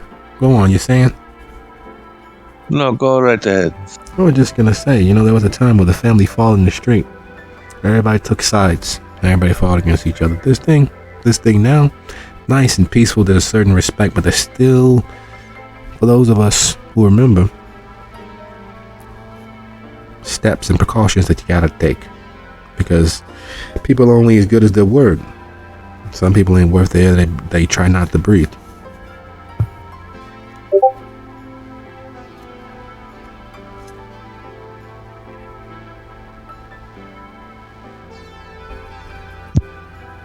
And Because people are only good as their word, I do not wish to give my word until I know what I am agreeing to in whole. Which hole you want to talk about? And you can do that too, but that comes later. First the business. You guys in, you guys out. You in, you get proof. You out. Well, that's another matter entirely.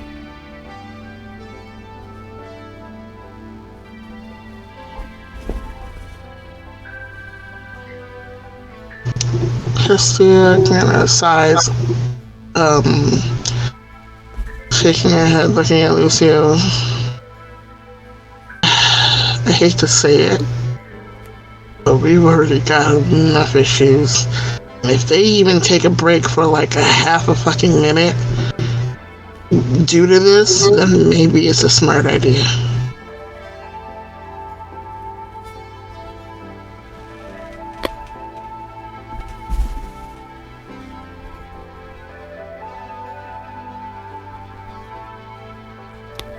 Will we say yes or no? I just have one question. Of course you do. It's in your blood. What's the question? What's your terms? How'd you know we'd be here?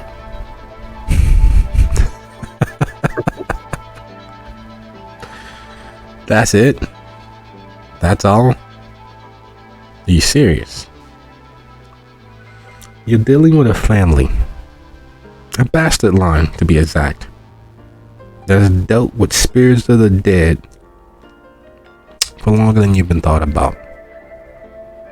Each and every last one of them. There's some good old-fashioned voodoo in the family as it goes. You guys have been watched as often as possible. You've also been scried, as it were. Mama Cash, she got this ability, she got this thing. Depending on different various factors, what's been sacrificed, what energy has been tapped into, she gets these visions, these premonitions. She's kept it a secret from the old man, but I've seen them in action. They actually work.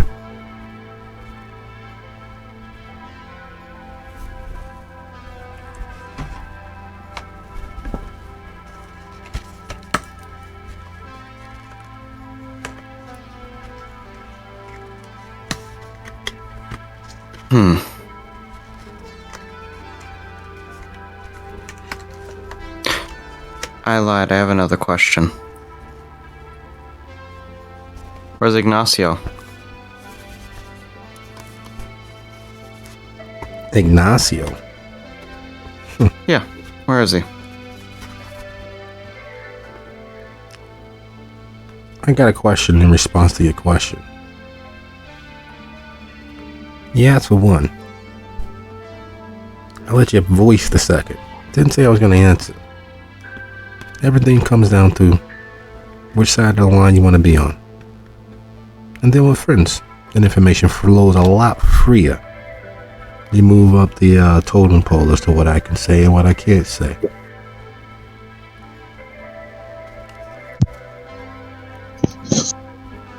Out of character, is Vivi outside right now? She is. She's standing by the car with her hood up, keeping watch.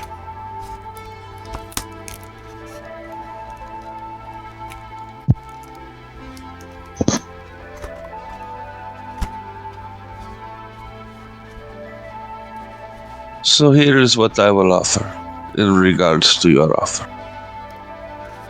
Oh, a counter offer. I like that. What do you got? I will agree to this friendship contingent on talking to Mama Cass. Until I talk to her, I will not make a final decision, but I will act in the best interest of saying that we are in agreement to no longer have active adversarial relations.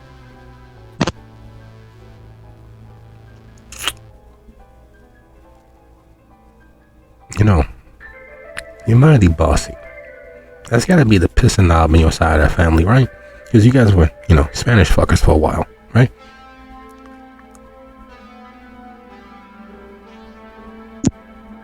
It's the Rossellini in me. Oh, My God. You poor thing. How many times did your uncle? Anyway, contingencies. I can only say so much. I can only do so much. You gotta be a friend to move forward. You're not a friend, but you're not an enemy. That's what you're offering. Fine. I guess that's gonna be it. I'm offering friendship. However, if the conversation goes poorly, then I would like the chance to retract that offer or acceptance of your offer, I suppose. Okay. If that's your final word, that's your final word. It is what it is.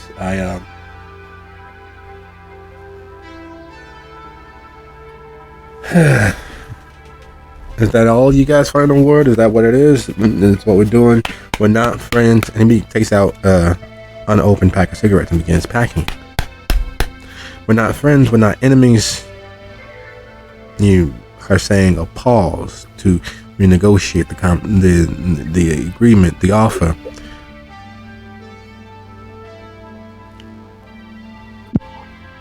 They may answer as they wish. I have questions that you cannot answer. You know when you go to a nightclub that's not owned by the family and you gotta pay the cover charge, and the guy tells you the cover charge, and you say, no, it's a little too high. Can we make a deal? He says, we can't make a deal, but I can assure you 2 drinks once you get in. You say, no, I'll take one of those drinks and then consider I'm paying the cover. That's not the way that it works. I'm already in the club. It's good of you to think that.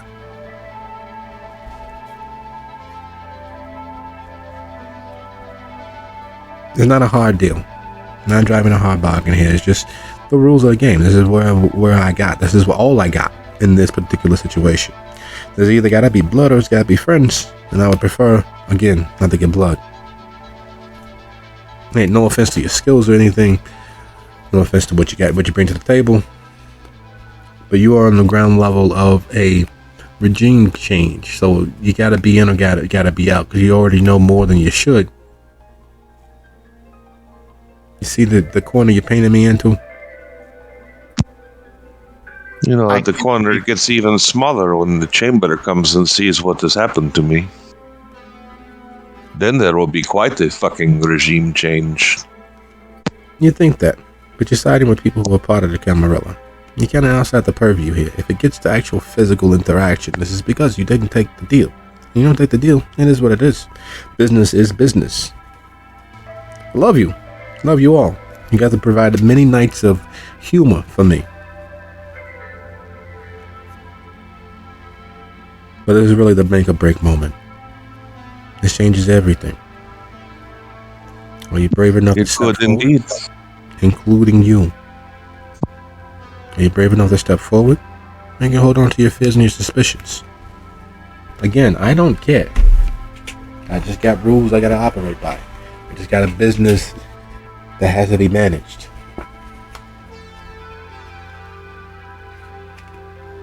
And he opens the pack of cigarettes. So, what's it gonna be? Do you need a moment? You guys put your heads together, come up with a group understanding. What are you gonna do? What would you like to do? I give you a minute. And he takes a half a step back. And the cigarette that he pulls, he looks at it twice. And he packs it further on his thumbnail. If the cigarette could be more interesting, you are sure that he will block out the entirety of the world. But as it stands, it's only half blocked out. And he focuses on the cigarette.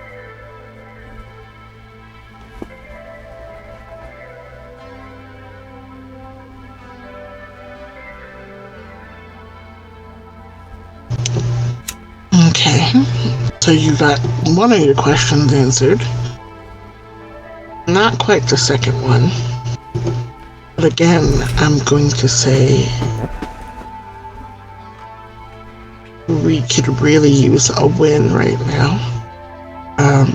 Then let's do it. One less fucking problem. Then let's do it.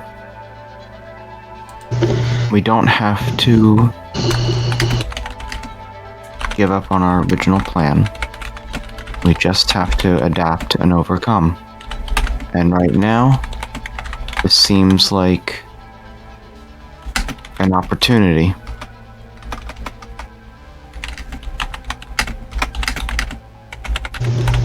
Yeah, information that we don't have that we could get and better plan.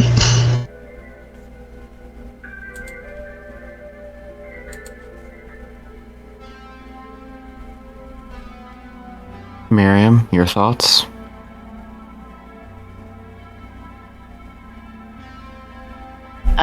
Majority says, I guess. I still don't exactly know what's going on, but sounds like it's more of a family thing.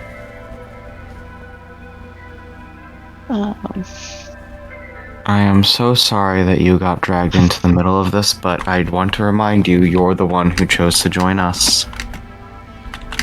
Oh, I know. But do what you gotta do. We'll figure it out. Or we won't, and we'll all be dead. Either way.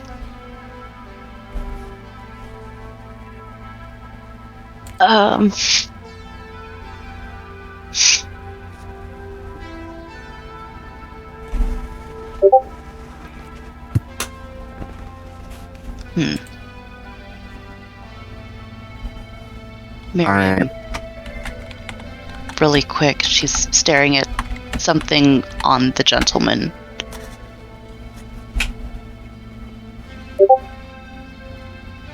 Oh, sorry, do you mind if I step away for a few minutes? I gotta take care of something that just came up. Sure, no worries. It is 44 after. You guys can put your heads together. We'll take it back up at 54 after. Or do you want to do it even up the clock? Either way. Alright, sounds like a plan. Let's take a quick pause here. We'll see you guys in a few short moments.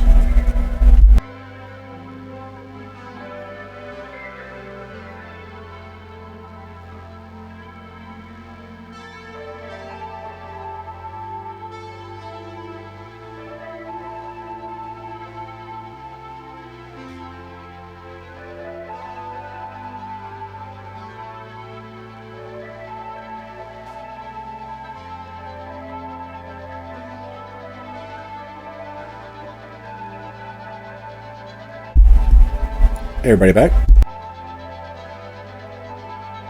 Yes. I'm here. Yep. Yep. Okay, so with the conversation at that particular loggerhead, while you all put your minds and hearts together, in the relative privacy of the distance, to allow your hushed voices to mingle amongst yourselves, what is it that the coterie comes up with?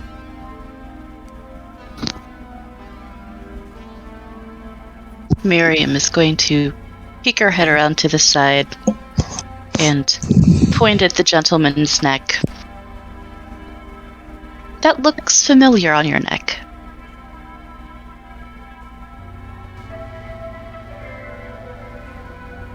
You mean my neck looked familiar on my neck? Your ink. There's only so many ways you can have ink done. I know, I do them. These aren't just for show.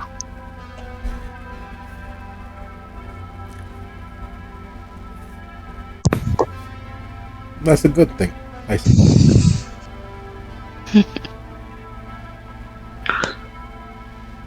Sophia will step that way as they're talking about tattoos. And we'll look at him and go, all right, I am in. We are friends.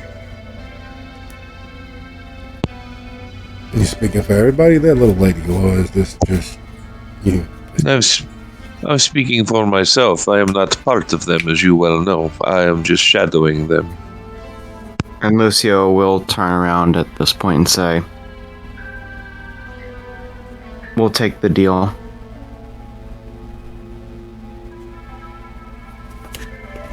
So you, Skin Tracer, you part of them or part of her? Which one's you? Who are you with? Technically, I'm independent, but I'm with them mostly. Mostly. You guys hear that? There's a knife with your name on it. Alright, so that being the case, and the cigarette that he was busily, quietly fixating on and packing on his thumb, he stops, puts it back into the cigarette case. Alright, come on right this way. And he turns around, giving you his full back and moving toward the community center.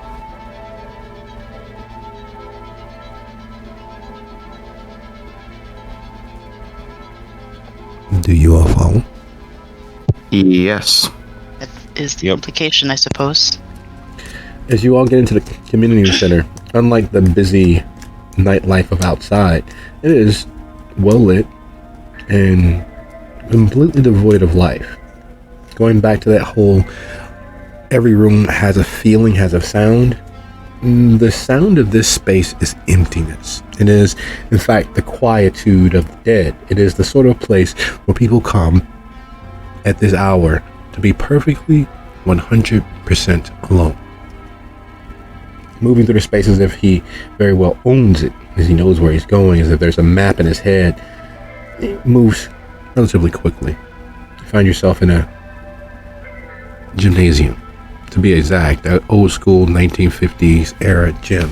The bleachers that screw into the wall and can be cranked out, and the basketball hoops in 4 different positions around the gym, which can be lowered with the cranks on the wall and the chain work. The gated off clock on both sides of the floor, as well as the scoreboard, which has been clearly updated several times based on the open, non-patched holes in the wall. And while that is what it is, the curious part is that in the center of the floor is a coffin. A solid black marbleized coffin. The sort of coffin that, minor dignitaries are laid to rest in, or an alderman might be viewed in. And he moves directly to it, lifting up the lid, the top half of the lid. Inside is a silk brocaded bedding pillow beneath the head of Ignacio, who has a relatively short but very still effective stake in his chest, his eyes open, staring into the nothingness that he sees. And judging by the vitae still soaking into his shirt, this was a very recent wounding, which means that he is very much cognizant.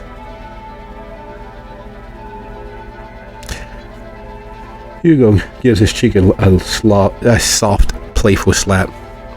So, as token of her appreciation, ransom for ransom. Do what you will. I'm supposed to tell you, your family was not her doing. That's because of the Don. And this was one insult too far. She's even positioned or attempted to position your sister as the next in line. You, your sister, and any other of his bastards. And yet this fool is still willing to side with him against her. So he's yours. And he closes the lid. Me and my guys got him here. You and you guys get him wherever you're going. You all have a nice night. There's a cell phone in there too, so don't just burn the casket.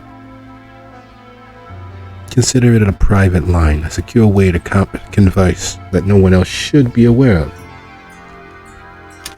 I'll be seeing you all around. Just so we're clear.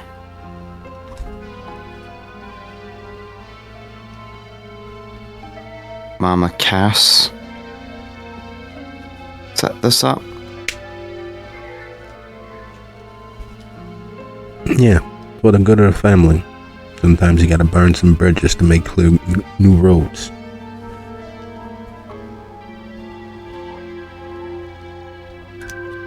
Does she want him back? How many times you go back out to your garbage can and pick something you've thrown off in there? You will not side with her. He is dead to her. See, there's that good old-fashioned family understanding. Kid, you should probably pay attention to her. She knows a little bit more than you do and will probably keep you alive a lot longer. Allegiances and loyalties, they don't mean nothing. Business needs to be taken care of. At the end of the day, you're either in or you're out. Duly noted. And being as we're all friends, he points at Miriam. If I was you, I'd watch her. There's definitely a blade with your name on it. I'm not sure which one of you it's gonna be, but I guarantee you, sooner rather than later, you'll find out where her loyalties really lie.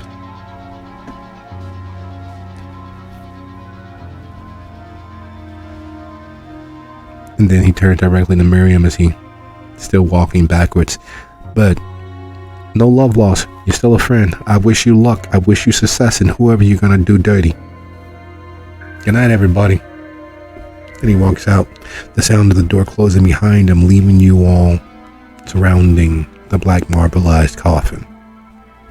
Inside is Lucio's half-brother, his once closest friend, his once most bitter rival, and currently his eldest child. For Sophia, understanding that the family, like all families, have their squabbles, and this is the result. They very much are a Hakata family. For Hestia, the depths and depravities that Hugo would be willing to go to,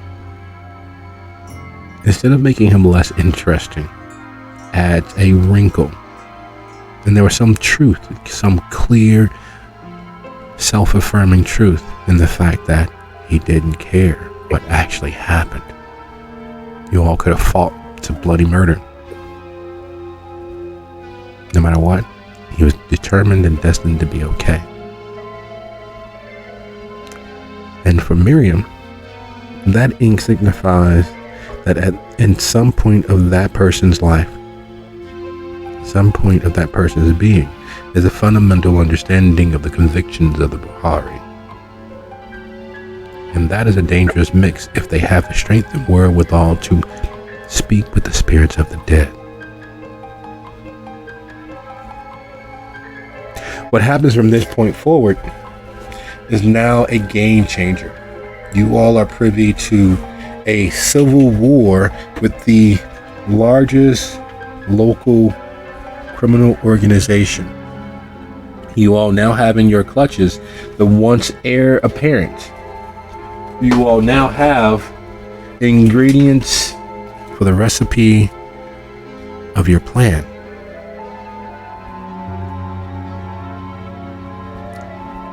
It would not be an unfair thing to imagine that the world is your oyster. The only problem is you are sure that some of you, if not all of you, are allergic to shellfish. And on that note, I'm going to thank you all for a lovely episode, and I will see you guys next week. Good night, everybody. Night.